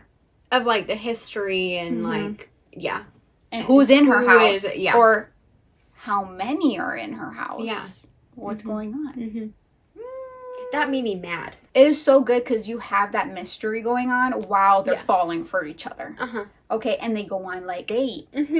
He's like, damn, this date went bad. Yeah. And she's like, yeah, you want a kiss? Yeah. Like, he's, like, in his head, like, damn, this date went so bad. Yeah. She's not gonna, like, want to date me again. Yeah. But she's just like, I like you. Yeah. Let's do it again. I know. But yeah, it's so cute. I Yeah. love it. I don't know. I feel like it was a good, like, summer's ending. Yeah. We're getting into spooky season. Exactly. So, yeah, I'm so ready for ghost business. A cute, like, ghost story. Yeah. Mm-hmm. And it's not, like, too ghosty. Like, it's not, like, Yeah. full on. So if you don't really want too much of that, Mm-hmm.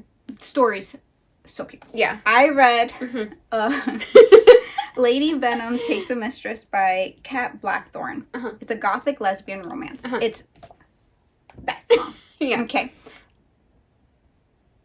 The audio, I didn't want to tell you yesterday. 'Cause I know. I wanted to But you see your did. reaction, but I did tell you. Bro, the audio on Audible, this thing is the most graphic audio I have listened to ever. Yeah. Ever. Okay, I listened to, I think the Fourth Wing audio was the only graphic one that I had listened to. Yeah. This Yeah. is dirty. Yeah. All the spice, you hear it. You hear it. Okay. Like sound effects. Sound effects, like wet noises. Okay. When things are going on. There's moaning in your ears. When I first heard it, I was like, I paused it and I was like, am I hearing this right? Yeah. I unpaused it. And then I paused it again and I was like, yeah, that's the audio. It's on Audible. Okay. I was like, whoa, what is going on? Is this like a graphic audio like from the company? What do you mean by that? So the graphic audios like for Fourth Wing and Avatar, they It say doesn't say graphic graphic. audio. No. No, it's just regular audio. It's just regular It's just audio. very It's graphic. It's short but very impactful. Okay? Short but impactful. Oh my god. Obviously, it's short, so everything moves quickly. Mm-hmm. Okay? There's not, like, a lot of time for them to, like, slowly fall in love. No, it is instant. Yeah. Okay? Posey is just a young girl. You know, they're a little bit older, so it's not, like, young. Yeah. But her mom wants her to get married. Okay. All right? But the way that the village does it is that the men bid on the women. Boo. And so the mom is like, you need to get married. Like, one of these men need to take you. Okay. The mom is a bitch. Yeah. All right. Mom, horrible mom. And she's like, well, I don't want to get married to any of these men. Mm-hmm. Like, I don't want to get married. Mm-hmm. And then the guy that, like, was like, yeah, I want you. Horrible. He was, like, basically, like, gonna, like, just have her do stuff for him. Mm. And was like, yeah, well, we're not married yet, so we won't go that far, but you're gonna, like, do stuff for me. And she's like, absolutely not. So she runs, okay? She runs into the forest. Mm-hmm. Everybody knows that if you go into the forest, Lady Venom is there. And we all know the lore that Lady Venom kills men. As she should. Right. Yeah. Right. So then she knows this, and she's like, you know what? I'd rather take my chances with Lady Venom than be with this man. Yeah. So she's running. Valid. Okay. She's running. Mm-hmm. Then she stumbles upon Lady Venom's whole ass mansion. Uh-huh. Okay. And Lady Venom, she's kind of hot. I kind of see her as like a Miss Elvira type of vibe. Yeah. With the slinky, like, tight, like, dresses, the dark makeup. Like, I see that vibe. Okay. And Lady Venom is like, kills a man that's chasing her. And Posey's like, wow, who is this woman? And Lady Venom is like, who hurt you? Like, what's going on? Yeah. Like, what's happening? She's like, I'll take you in. Yeah. You could stay in my house, whatever. And there's, like, ghost servants and oh, cute. things happen. Okay. A lot of spice happens. A lot of spice between them. Yes. And it was fun. I loved it. I would listen to this again. Yeah. Now knowing that Yeah. I was just I was taking You were not unaware. prepared. Yeah. Yeah. But it's so good. Yeah. It's good. It's short. Okay. The audio is like 3 hours. Yeah. If you speed it up, it's obviously shorter. But it was so It was so good. Yeah. All good. Yeah. Great. All like dark sapphic romance. My turn. I think I said it at the end of last month's video that I wanted to read these two before I jumped into like fall romance. So that was If Not For My Baby because I liked Kate Golden, and then Well Actually by Maisie Eddings because I also like Maisie Eddings a lot too. Mm-hmm. So I did the audio for this one as well. This narrator, it's narrated, I think it's just one narrator if I'm correct. She does a really good guy's voice. Like, she did I love it. A good job. Yeah. Eva Kitt is, like, part of this journalist, media company, kind of, right? And so she works for this whole big media thing, and they put her on a show called Sausage Talks. And so basically she eats hot dogs and, like, with, like, B or C-list actors and, like, stuff like that. And she just, like, basically, like, deadpan asks them questions and, like, acts, like, super disinterested and like stuff like that. Like that's like her whole bit. Shop date. Yeah, basically kind of like that. Yeah. So she's kind of like adopted this like character on the show, but also kind of she's adopted this persona in real life as well. So she's like very cold. Like her emotions are like locked down. She definitely uses like clothes and like makeup to be like the hot girl as kind of like an armor that you put on and stuff like that. One night, she's like scrolling, okay, and like she's mainly known for this like sausage talks thing, okay, so her like personal accounts are not very like well known and stuff. And so she's scrolling, she's like a little drunk, okay, and she sees this guy, okay, Riley, and he has an online persona as well. He's kind of like an influencer. He talks a lot about like emotions, feelings related to like relationships, and like kind of how like not to be a toxic masculinity kind of guy. So she's scrolling and she sees this and she's just like, this is so annoying. Dated him in college for like just a little bit, and so she does a stitch with his video, okay, and she's like, this guy was so bad in college, and like he ghosted me, and also like sex only lasted like 3 minutes, and blah blah. So she does this whole thing, she stitches it and she posts it, and she's like, no one's gonna see it because like I'm not very big online. She goes to sleep, she wakes up, it's viral. So everyone saw it, okay, and now her company is like, okay, well, we need to get him on. And she's like, absolutely not. Like, he literally ghosted me. Like, no one was supposed to see that. Okay. Yeah. And so they're like, no, we need him on for a sausage talks segment. Okay. And so they bring him on. And she's doing, you know, her usual deadpan, whatever. She's being a little mean to him. He kind of likes it, though. He likes it when she's mean to him. And he kind of, like, throws her for a loop. Okay. And he's kind of using this to be like, yeah, no, like, I was like a shitty like kind of person back then because like I was going through a lot or whatever, and but now he's using this to like reconnect, and he's like, no, like this is my chance, and like I want you, okay.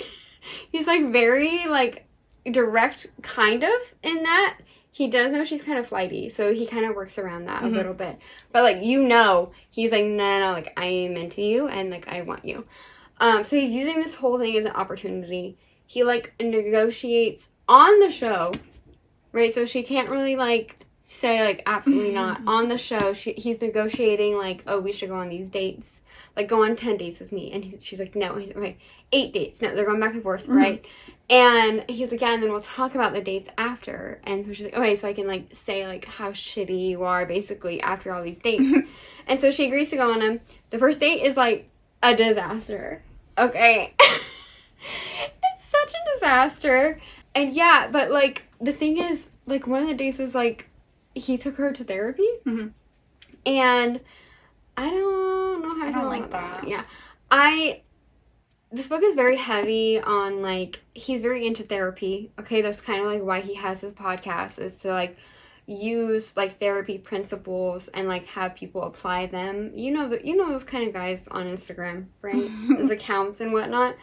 And so he is kind of like that. So he's very big in therapy. He's very big on like emotions and unpacking these emotions and stuff like that. So yeah, he like takes her, it's like, okay, where are we going for the date today? And he's like, we're going to my therapist. I would be like, all right, I'm leaving. I was like, what the You have fun with that. What the heck? Yeah, that was a little weird. Okay, what I do like about this book is I really do like the characters. I like that she is just like a very like cold girl, but she puts it up as a front, and he is just like a simp for her. Yeah, we like that. Yeah, he wears like, she's like this badass like sleek woman, and he's just like over here with this like crew necks with like puns on them and stuff, and so it's like really funny. But yeah, I really like these characters. I didn't like so much of like the therapy kind of talk. There's like so much about emotions. Okay, Sagittarius. If you're really I'm kidding. If you're really into that, like, I feel like you would like this, because I do like the characters, like I said. You kind of, like, the only thing is, I was like, girl, calm down, because the thing that happened, like, when they were in college, was that, like, she got ghosted, but he was, like, going through a lot, like, something very serious happened, and he was literally at rock bottom, and, like, he was going through all of this, and she was like, oh, I was ghosted. But then they're like, okay, your feelings are just as valid. Which, yeah, okay. Yeah, sure. Her feelings are just as valid. Okay. However, like, he had something very serious happen. So I would be like, okay, we're gonna forget about me. Right. I don't know. And I get that, like, no, you should talk about it, you know, whatever. But I don't know. I still really like these characters. I'm not mad that I read it, okay? Like, I still do like this book. However, it was going really deep into it like that. And if that's something you're interested in, then definitely, like, pick this up. Right. I like the other Maisie Eddings books a little bit more, I think. All right, the next book I read was The Library at Hellbore by Cassandra Caw. Cassandra Caw also wrote Nothing But Blackened Teeth, and so I read this. This one was spooky and scary and very short. Yeah. And so when I saw this, I was like, all right, let me read that one. Yeah. Let me get into it. When I saw that, I was like, oh, this looks like kind of interesting. And then I was like, wait a second. You can't trick me. Okay? I was like, I know. I recognize the author, and that's from that very spooky looking book. Yes, exactly. This one is like horror fantasy, and it's very gory, so if you're not into gore, I would recommend skipping this one for sure. It's perfect for spooky season. I do want to read the first line. Yeah. It says, when I woke up, my roommate, Johanna, was dead. It has like two timelines. So the event that takes place is basically at graduation, the teachers start eating the students. Okay? So one timeline is like before that. Okay. And so we lead up to it. The other timeline is like after the students are being eaten, they're stuck in this library and they're like, what are we gonna do? The students are like, we need to work together, but can we work together enough to like not kill each other? Okay, is this like, is that cannibalism? What is this? Kind you said of fantasy, so yeah. like what's the fantasy? So the fantasy aspect of it is like there's like the Antichrist, like there's magic. The main character, Alyssa, has magic. Okay. And like she's able to I don't really want to spoil that part of it, but there is something from her past that led her into this university. Okay. So all the students have some type of power. They're darker. Okay. They're in a darker like sense, like Antichrist, Death Eaters. Okay. There's different creatures, so like that's where the fantasy comes from. Yeah. Okay. I see. So like they're like half something, or like, and so they just go like ham on the students. Yeah, and then like the teachers, they are eating the students. Okay. And so they're stuck in this library, and they're trying to figure out like what they're gonna do essentially, and it's all very fast paced because it's really like not a lot. Yeah, it's not that long. And I ate this up. It's very gory. It's different. It's very unique. I would recommend it if you don't mind the gore Yeah. aspect of it. It's very dark academia. And yeah, I had a lot of fun. There were parts where I was like, whoa, that's a little scary. Yeah. Scary, spooky. Yeah. Yeah, but it's good. I like it. And I'm glad you said that because I was looking at this cover too because I also saw this and I was like, oh, that like seems interesting, you know? And I think I even read this, but probably not that much because I was just like, oh, it's just like dark academia. Like, no. Oh, and she gets like kidnapped into the school. So there's like different ways that you can like enter. Yeah. And she was kidnapped. Okay. And essentially it's kind of she's like, I don't even want to be here. Yeah, she doesn't. Okay. She doesn't. She's trying to escape. Mm-hmm. It's like a special university for these students, and some of them have darker pasts, and that's why they're enrolled into it or kidnapped because they did something bad. And it's like they're trying to like discipline you to be like, don't do that. Interesting. But then the teachers have their own agenda, clearly. Yeah, they're hungry. Yeah, they're hungry. My next one is The Poisoner by Ivy Ophelia. She's getting traditionally published, so again, I'm glad that we got these covers when we did because I like this one. Yeah, this one is better. This one's interesting. It's dual POV. So we have the poisoner and then the creature. The poisoner, Alina, she helps get rid of men. As she should. You know, women who are in like a toxic relationship or a marriage that is like loveless and stuff like that. Yeah. And so she's like, yeah, I got you. Here's your poison of choice. And I will help you. She has a best friend and they're always together if she's not like at her shop, you know, or running errands. And, you know, they're close. And then we have the creature and he basically like stalks her. Like he sees her at a party and then it's like, ooh, she's interesting. Okay. I want to eat her. Oh. And like actually like Again. Why? Right. And at first I'm like, what is he? Because it like every time his POV opens up, it's like the creature. And I was like, what is he? Yeah. And so for most of it, I was like, until a specific part, I was like, what is he? Yeah. Okay. So I didn't know he's a vampire. Okay. Okay. That's what I was gonna guess. Yeah. He's a vampire. And so it's like very dark. Okay. There are elements where it's like he's stalking her, like she's trying to kill him. He's trying to kill her. They hate each other at first, but then it like evolves into like, oh, I actually don't want to see her dead. Yeah. Like I want to be with her. It's interesting. I like the writing a lot. I'm very excited for book 2 because the way it ended was very unexpected, and I was like, oh, I kind of don't like it. Like the ending was like, okay, why it ended like that? Okay, interesting. So I'm hoping for book 2 to like, you know, solve that little choice there. Yeah, it's good. The spice is spicing. Okay, good. Spice is spicing. I also have that one. Okay, spice is spicing. Yeah, there's something after her, and she's like having nightmares and stuff, and like sleep paralysis, and we find out what all that is about. Okay, and her best friend is always like, why Silas? Why him? Don't like stay away from him.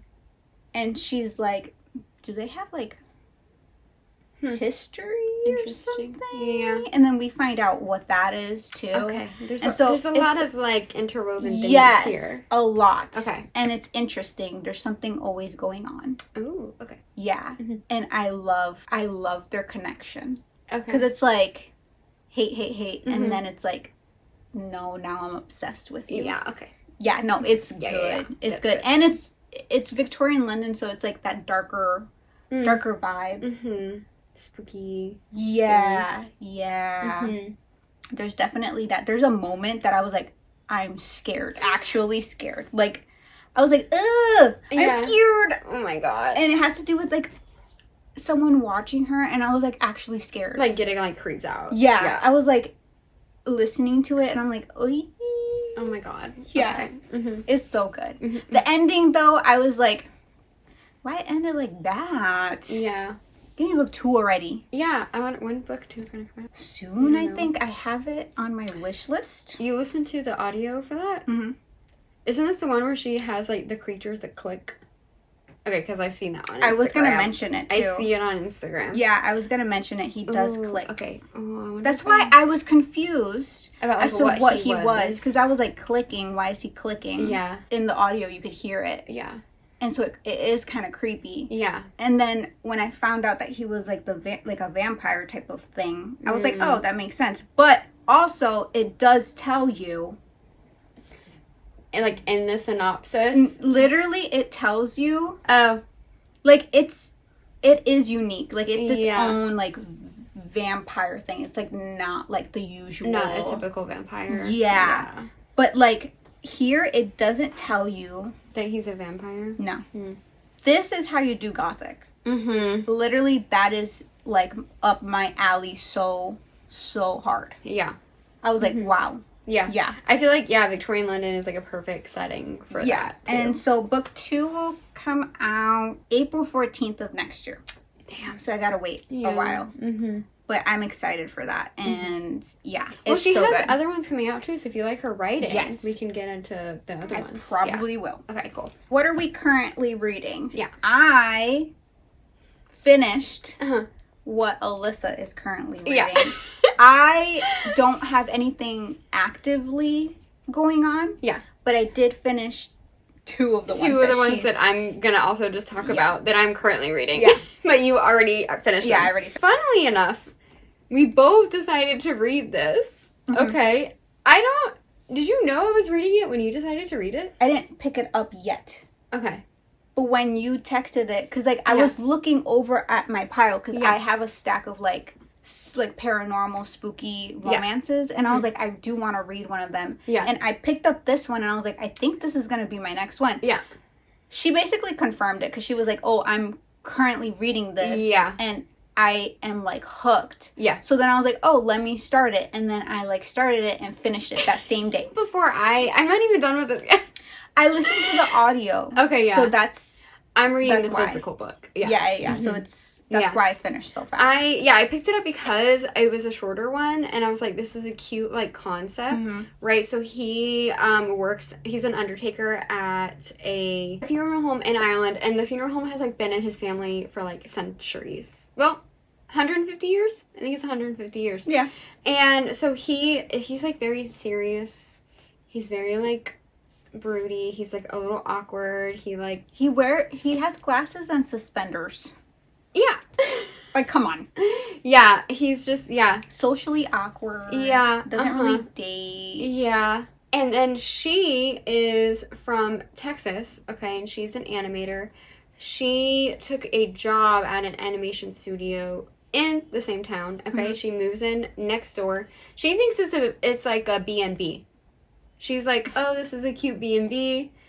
And then she gets a delivery of body bags to her door, and she's like, oh my god, this is weird. She's like, oh my god. She's like, okay, like, let me not judge. Like, maybe they're using it for, like, a production. Like, maybe it's, like, I don't know. And so she's, like, unpacking her boxes, finds the body bags, and she's like, okay, I'm gonna just bring them next door to the B&B, okay?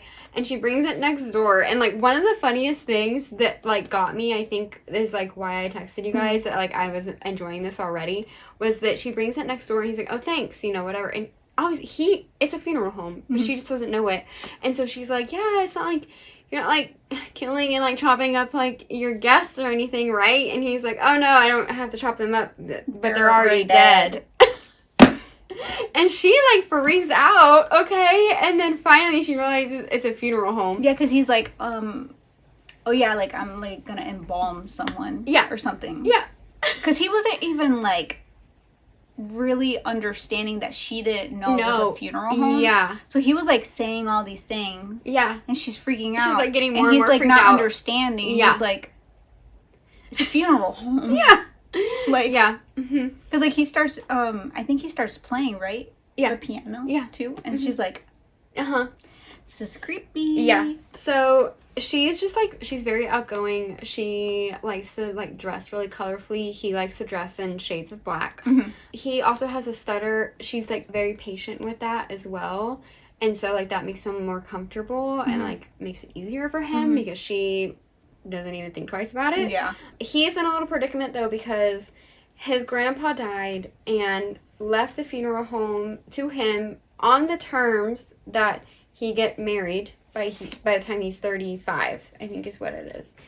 And so he's, like, trying to go on these dates, but, like, he's just not feeling it because, you know, he's not feeling it, and that's making him awkward. Yeah. And, you know, some of the girls are, like, morbidly interested in what he does to, like, a weird degree.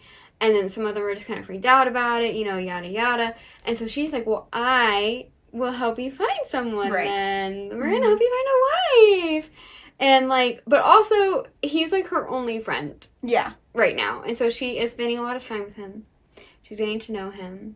She has, like, a little bit of a secret as to why she's kind of running away from Texas, too. She's trying to get away from something. I don't really want to give that part away. No. But, like, it just works so well for this story. Yeah, and he's so endearing.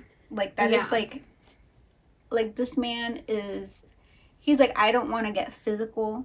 Yeah. I am more of, like, I need to get to know you. Yeah. Before anything. Yeah. Before, like, the attraction, like, comes to me. Yeah, but then when the attraction hits him, it's like full intense. Force. Yeah. She's, like, she kind of also mentions, like, to be, like, desired by a man who does not feel desire, like, it's immediately kind of thing is very intense. So I also like that aspect a lot. And it's spicy. Yes, it is spicy. But yeah, I'm almost done with it. It's so good. Like, yeah, I enjoyed that one. It's so good. There's so many, like, there are so many heartfelt moments in it too, though, that, like, kind of caught me by surprise. Yeah. And so, like, I'm laughing. I'm, like, kind of tearing up. Okay? I'm, like, kind of like, oh my god. And I'm just, like, thoroughly enjoying it. I will probably finish it pretty quickly. As soon as I get a chance to, like, sit down for a couple of hours and finish it, like, I will. I think we also get, like, moments of, like, him going on, like, these dates. Yeah. Too. And he's like, just, disastrous. Yeah, and he's just, like, thinking of her. Yeah. He's the just whole like, time. I would rather just be sitting on the couch with her. Yeah. Watching a movie. You guys, you need to read this. Yeah, that's okay? good. Like, if you have seen this and you're like, I don't know, like, you need to read this. Okay? It's so good. Yeah, I was like, give him a piece of your mind. Yeah. You socially awkward man with suspenders. I think also one of the reasons why I didn't finish that yet is because I started Taurus season. Because we went to the event at Barnes & Noble Union Square in New York for a discussion and signing with Bren Weaver. I started it on audio, and then you finished it already. You finished it before the event. That was like 72 hours. I literally played it, so came out on Tuesday, right? Yeah. I didn't have to go to work until later, so I listened to it for a few hours. And then after work, I listened to it for a few hours. And then the morning of the event, I listened to it and finished it. That's crazy. Because I just wanted it done. And I didn't even get to tell her that I finished it. Yeah. When I got up to her, because, like, my brain was, like, like, not... I was just like, you're so amazing, thank you. But, like, literally, I finished it because I wanted to tell her. I was like, how dare you finish it that way? And I didn't get to tell her. Yeah. So much happens in this thing. Holy moly. I'm around like 123. Yeah, you said it was a roller coaster. And that the ending is like... I didn't know if it was going to be interconnected. Like standalones or just like... not. Yeah, I didn't know either. I had no idea until I got to the end. Yeah. And, you know, even in the, you'll see in the vlog that she does say, I never said they were going to be standalone, like interconnected standalones, you know, and it just ended up being the series because she couldn't finish it in one. Yeah. And it's understandable because there's so many questions that I have about the ending. Yeah. Yeah. Yeah, so it's going to be its own trilogy. Yes. So all 3 books are going to be Harper and Nolan. Just for like a little bit of a synopsis. It's Bren Weaver, you guys, okay? It's serial killers again. You know, it's always murderers. There's always a long trigger warnings list. She's always going to ruin some food. There's always going to be some eyeballs involved, okay? Like, this is a typical Bren Weaver book. Except this one is kind of like, you do get a small coastal town vibes. Where, like, she is kind of an established part of this community right now. She's helping to protect the community. We'll say that. And he's hunting her. He's after her. So he comes into this small town for her because something that happened in the past. Yep. And she's the last one that he needs to take out on his list. But he's like, God, why am I so attracted to her though? Yeah. I need to kill her. Yeah. And he's like, she's like, damn, he wants to kill me, but he's so fine. Yeah. So it's like, do you all really need to kill each other? No. Yeah, no. I know. Yeah. I'm, like, really, really liking that aspect. There's because so he's many like, fun why moments. is my body reacting this way? I literally need to murder her. It's so funny. It's so funny. Uh-huh. There are moments where I'm just like, it is ridiculous. What is happening? Like, it's like serious things are going on, but, like, there's jokes going on. And I'm like, okay. And Bryn actually, like, said that in the discussion. She was like, I like to offset serious moments with jokes. Yeah. And I'm like, like the wood chipper. Yeah. Cookie Monster? Yeah. Her wood chipper is called Cookie Monster. Yeah.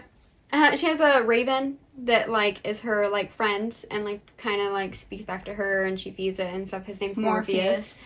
So cute. Yeah. And the other thing that someone did bring up at the discussion was that, like, it's such, like, casual violence. And I feel like that's, like, when they said that, I was like, yeah, that's what makes her book so different. Yeah. Is that, like, you would think there's a scene, right, where someone comes up upon them and they have a head. There's a severed head, okay? And you would think, like, oh my God, this is really bad. Like, they're gonna get caught. Like, this is it. This is, like, so, so terrible, right? But it's just the way that she writes it is so casual. It's the way it's, like, even with the Ruinous Love trilogy, I think the way that she wrote it was that, like, no one ever really thought they were gonna get caught. Yeah. And so they're doing this, like, out in the open. They're doing this as part of their everyday thing. They're doing this without, like, being obsessive about covering their tracks or whatever because no one ever thinks they're going to get caught. And, like, I think that's what makes it so, like, casual and, like, that's what makes it work in the story so well. Yeah. And so, like, literally someone comes upon them, they have a severed head, and they just kind of, like, play it off as, like, oh yeah, we're just, like, building a scary, like, body thing for this, like, Cape Carnage, like, race. And they're just like, oh, okay, yeah, makes sense. Holding a severed head. And he's holding a severed, hand. Two.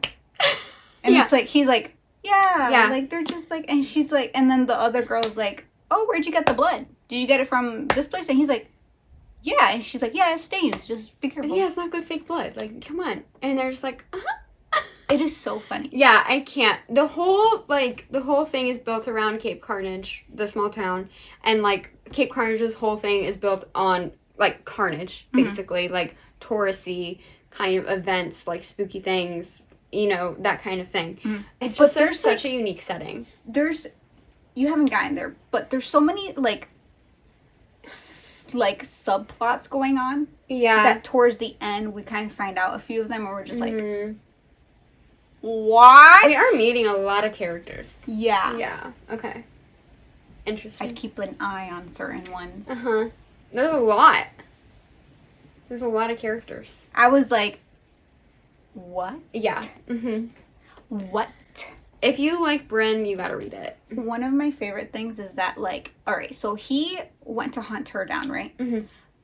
But, like, someone else is trying to spy on her, and he's like, no. Yeah. You're not gonna spy on her. You're not stalking her. Yeah. I'm the one doing that. Like, I'm the only one that could do that. Yeah. So I'm just like... He's like, I have to keep her safe from this person trying to expose her so that I can kill her. Wink. There is a scene that's so devastating that I was like... Don't tell me that! Yeah. Yeah. Yeah. And the very end, that last chapter. Great. Thank you. I was like, well, the last 2 chapters, I was like, what the fuck? Oh my god. Yeah. Great. Love that. Good luck. Thanks. I did want to say, I did read the bridge, the little bridge novella between the Ruinous Love series and Seasons of Carnage. Sorry, I am like stuttering. Yeah. It's been a long day. Yeah. So it's called Love and Other Killers. Yeah. It's in Sloane's perspective. So Sloane is from Butcher and Blackbird. And we see where Harper's from in that. Okay. So I loved that little bridge. Yeah. It was quick. Again, very murdery. Yeah. Very like... Harper, hello Harper. Was good. Who are you, girl? Yeah. Who are you? And so I read that before going into Taurus season. Yeah. I think you should. You gotta. You have to. Yeah. So anyone that wants to read it or anyone that's like talking to us about it, we're like, okay, but you have to read the novella first. Yeah, because it's like a bridge. Yeah.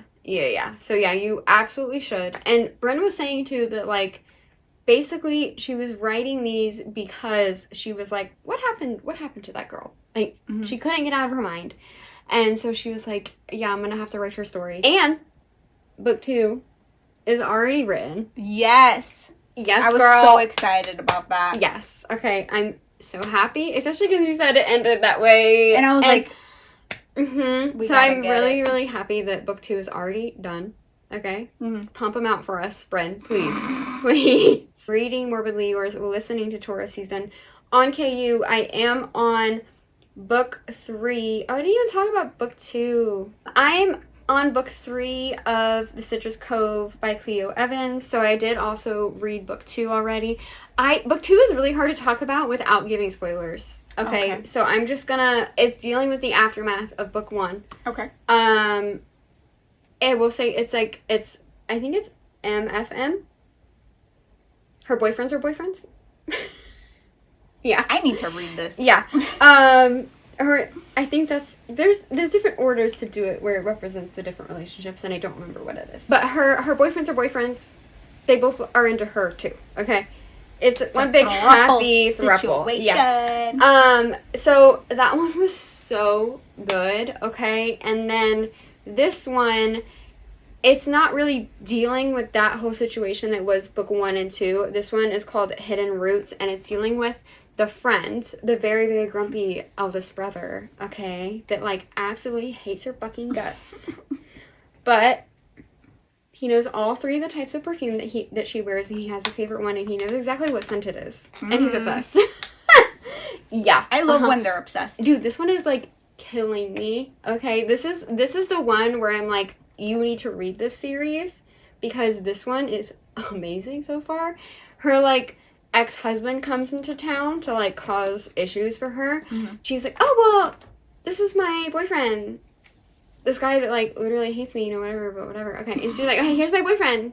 Okay. And he's like, hi, actually I'm her fiance. Period. That's the energy that I need. That was like chapter 3 or something. The energy dude, I died. I was like, okay, Hunter. I'm like fully into this. You're invested. Yeah. I like this one a lot. Do you own them physically? No, but I want to. No, but I need want them to. in my hands. Yeah, quick. They're so good. So I'm currently reading that one. I think that's it for this series. I'm very upset, but maybe I'll read some of her monster romance. Yeah. You need to let me know if I don't read it. Then. But yeah, this one is still like romantic suspensey as well. Okay, so like that's the whole series is kind of like that.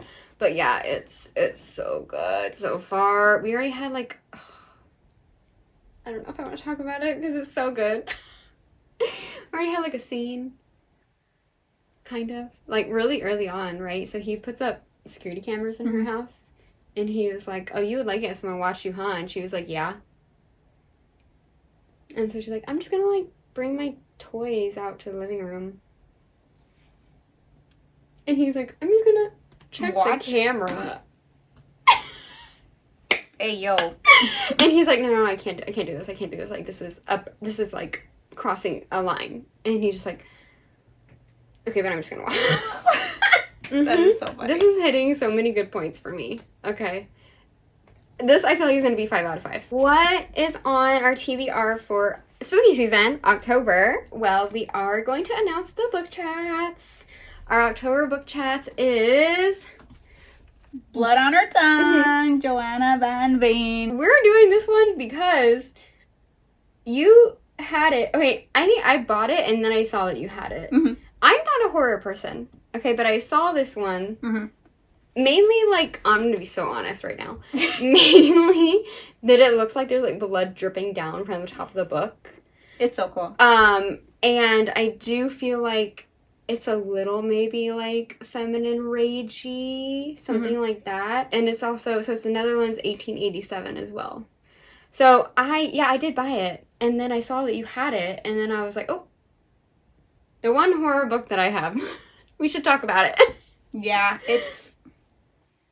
it sounds so interesting. Yeah, so I'm going to read the last little thing. Yeah. It says, Lucy soon comes to suspect that something is trying to possess her beloved sister, or is it madness? As Sarah changes before her very eyes, Lucy must reckon with the dark, monstrous truth or risk losing her forever. Mm-hmm. So yeah, something's like happening to her sister and she's trying to figure out what's going on. It's gothic. It's Yeah. dark. Mm-hmm. It's disturbing. Yeah. So I'm actually really excited for this one. Yeah. This is going to be good. Yeah. I'm kind of surprised that I actually bought that, but I was very interested. So that will be our book chats for October. The vibes for October, what I'm getting, Yeah. is paranormal romance Yeah. and horror. Uh-huh. I feel like I'm going to be bouncing between the two. Probably reading things at the same time. Mm-hmm. A few of the titles that I'm going to read is Love at First Fright by Nadia El Fassi. Mm-hmm. This one just sounds really, really cute. It says, in the spicy paranormal age gap romance, a successful author whose novel is being adapted into a movie clashes with the actor cast as a male lead, all in a cozy mansion filled with friendly ghosts. From the author of Best Hex Ever. So that just sounded cute. Yeah. I have that one too. I have like a stack. I'm not going to talk about the whole stack, but I do have that one as well. So either this fall or next fall, I will get to it eventually. Yeah, whatever I don't read is just going to be for next fall. Yeah. Yeah. I also picked up Uncharmed by Lucy Jane Wood. She wrote Rewitched. It says, a perfect witch must learn to embrace imperfection and live for herself in the spellbinding, cozy fantasy sprinkled with love, laughter, and magic. So That it looks cute too. It looked cute. Yeah. And then I have Anathema by Carrie Lake. Anathema? Anathema. Oh, I don't know. Anathema? I don't know. Yeah. Carrie Lake. Nocticadia. Yeah. I gotta read this one, right? I didn't even read it. I don't know what this is about. Yeah. I don't It's know. long. I didn't even realize it was that long. It's very long, so maybe or maybe not I will read it. I don't know. Yeah. We'll see. I also have like matchmaking for psychopaths. Like I said I was gonna read that, didn't read it this month, but I might read it for October. So yeah, it's just gonna be a lot of like horror or paranormal romance. Yeah. For me. We also have Soul Searching by Lila is coming out this month. Okay, so we will be That's gonna be reading that. Well, it's at the end of September because we're filming this a little bit before the end of September. We are going to the event, and that's at the beginning of October. So we will be reading that for October as well. And then I think I might save this for the holidays, but we'll see. But Good Spirits by B.K. Borison is also coming out, I think, on the 30th. And it is like, I think he is like the ghost of like Christmas past kind of thing. Okay, so it's like a little Christmassy, a little ghosty. Okay. So I don't know when I will read that one, but that one is coming out. I'm very excited about that. I will probably be getting into Ghost Business by Jen DeLuca soon. Hopefully I'll read it this month. I'm also hoping that that'll be on my reading list because I did read Haunted Ever After literally this month. Yeah. So. And this one came out recently. Yeah. So I am excited for this one. Yeah, this is the tour guide, and I think like the grumpy history guy that like has the town's history, and they kind of like clash heads. Yeah, they were like arguing in Haunted Ever After because so at some point Cassie in the first book was looking for information Yeah. on like the house and stuff, on like who were the owners. Mm-hmm. Sophie went with her. Yeah. And Sophie and him were clashing, and Cassie was like, all right, what is going on? Yeah. He thought that Sophie Uh-huh. was purposely like lying about the history. And Yeah. Sophie was like, no, I actually really want to give out truthful information. Yeah. It's not like I'm doing it on purpose. I thought this was... Yeah. She wants to do a very good ghost tour. Like Yeah, a very she accurate, thought it was- good ghost tour. Yeah. Yeah. So, yeah, they were kind of clashing about that in Haunted Ever After. Yeah. So, yeah, that's their story, so I'm excited for that. Then I also have If It Makes You Happy. If It Makes You Happy. Do you know that song? I don't think so. Okay, guys. It's Sheryl Crow. You got to look it up. I don't know. I'm not that much older than you. It's probably because it's like white mom music. Well, I didn't have a white mom, so, I mean... Yeah. So this is like, it's the 1997, like, cozy small town fall. Mhm. Like, Gilmore Girls kind That's of cute. vibes. Okay. I've been seeing this, like, everywhere. It's kind of long, so I might do audio. Yeah. But yeah, it's very much fall. I don't think it's spooky at all. But I'm kind of excited about this one, so I think I'll be doing this soon. And then a random one, because I did want to focus mainly on either fall or spooky, maybe dark romance that I might be getting into as well. I also did get Anathema, however you say I it. think that's how you say it. But after reading Morbidly Yours, and then Ivy Fairbanks came out with Heartstrings this month, and it's like, I don't think it has anything to do with spooky. I think it's the musician, Aiden, mandolin player and her friend. That's cute. So yeah, it has anything to do with anything spooky, but Ivy Fairbanks is just such a good writer. No, it's and so I was good. like, I think I'm gonna need to read this like pretty soon after finishing Morbidly Yours. And also like the cover. It's a good cover. God, come on, guys! Like, yeah. Yeah. Yeah. Yeah. So I think I'm gonna be reading this pretty soon too, even though it's not like fall or spooky or anything, but I mean, I see falling leaves. a little bit. So maybe it's like fall during setting. fall? Yeah. Who knows? I don't care. I'm gonna read it soon either way, because I think Morbidly Yours is gonna be like a top tier read for me. It's good. It's just was so good. yeah. And like I think that was her debut. If that was her debut, then This I ma'am just is feel doing like it. I feel like book 2 could be even better. Yeah. So yeah, You I will think be letting me know. yeah, I will. I'll be reading this pretty soon, I believe. Get ready for spooky season. Get ready for fall reads. We Dark. will be doing a spooky reads video. Yeah. With our recommendations. Yep. So hopefully I get more spooky reads done before that, so I could just add a few more. Yeah. She'll do the horror ones, and then I can do like the spooky rom-coms. Yeah, like this past month I wanted to do more horror, like sprinkle in more horror in September. But for some reason it was just gothic romance or just romance. I was just in that mood. So hopefully October will push me into more horror. Yeah. I have a lot of horror. Yeah. In my backlog. Yeah. So in here. Yeah. So we'll see what other ones I will be reading. Yeah. Hopefully I actually do read these. Yeah, I'm excited. I just need the weather to like cooperate with the spooky season feels. Yeah. Okay, like come on, can we get into the vibes, please? Right. And then yeah, I think I'll be into it. I'm so excited. Yeah, this is a long video. I feel like wrap-ups are just gonna... They're always long. Yeah. Okay, if you've made it to the end, thank you. Thank you so much. Thank you for watching. We appreciate it. You can give us a follow on Instagram. We're also gonna post like information on the book chats and like, you know, whatever videos we're doing and whatnot on there. Of course, we do like to say, let us know what your favorite book of the month was, what you read, what you're excited to read next month. All that kind of stuff as well. Or if you've read any of the ones that we've mentioned. Yeah. At What do any you think? point. What did you think? Yeah. Did you disagree with us? Did you agree with us? Are you right or are you wrong? I don't know. Stop. But yeah, thank you for watching. Yes. We'll see you in the next one. Bye. Bye.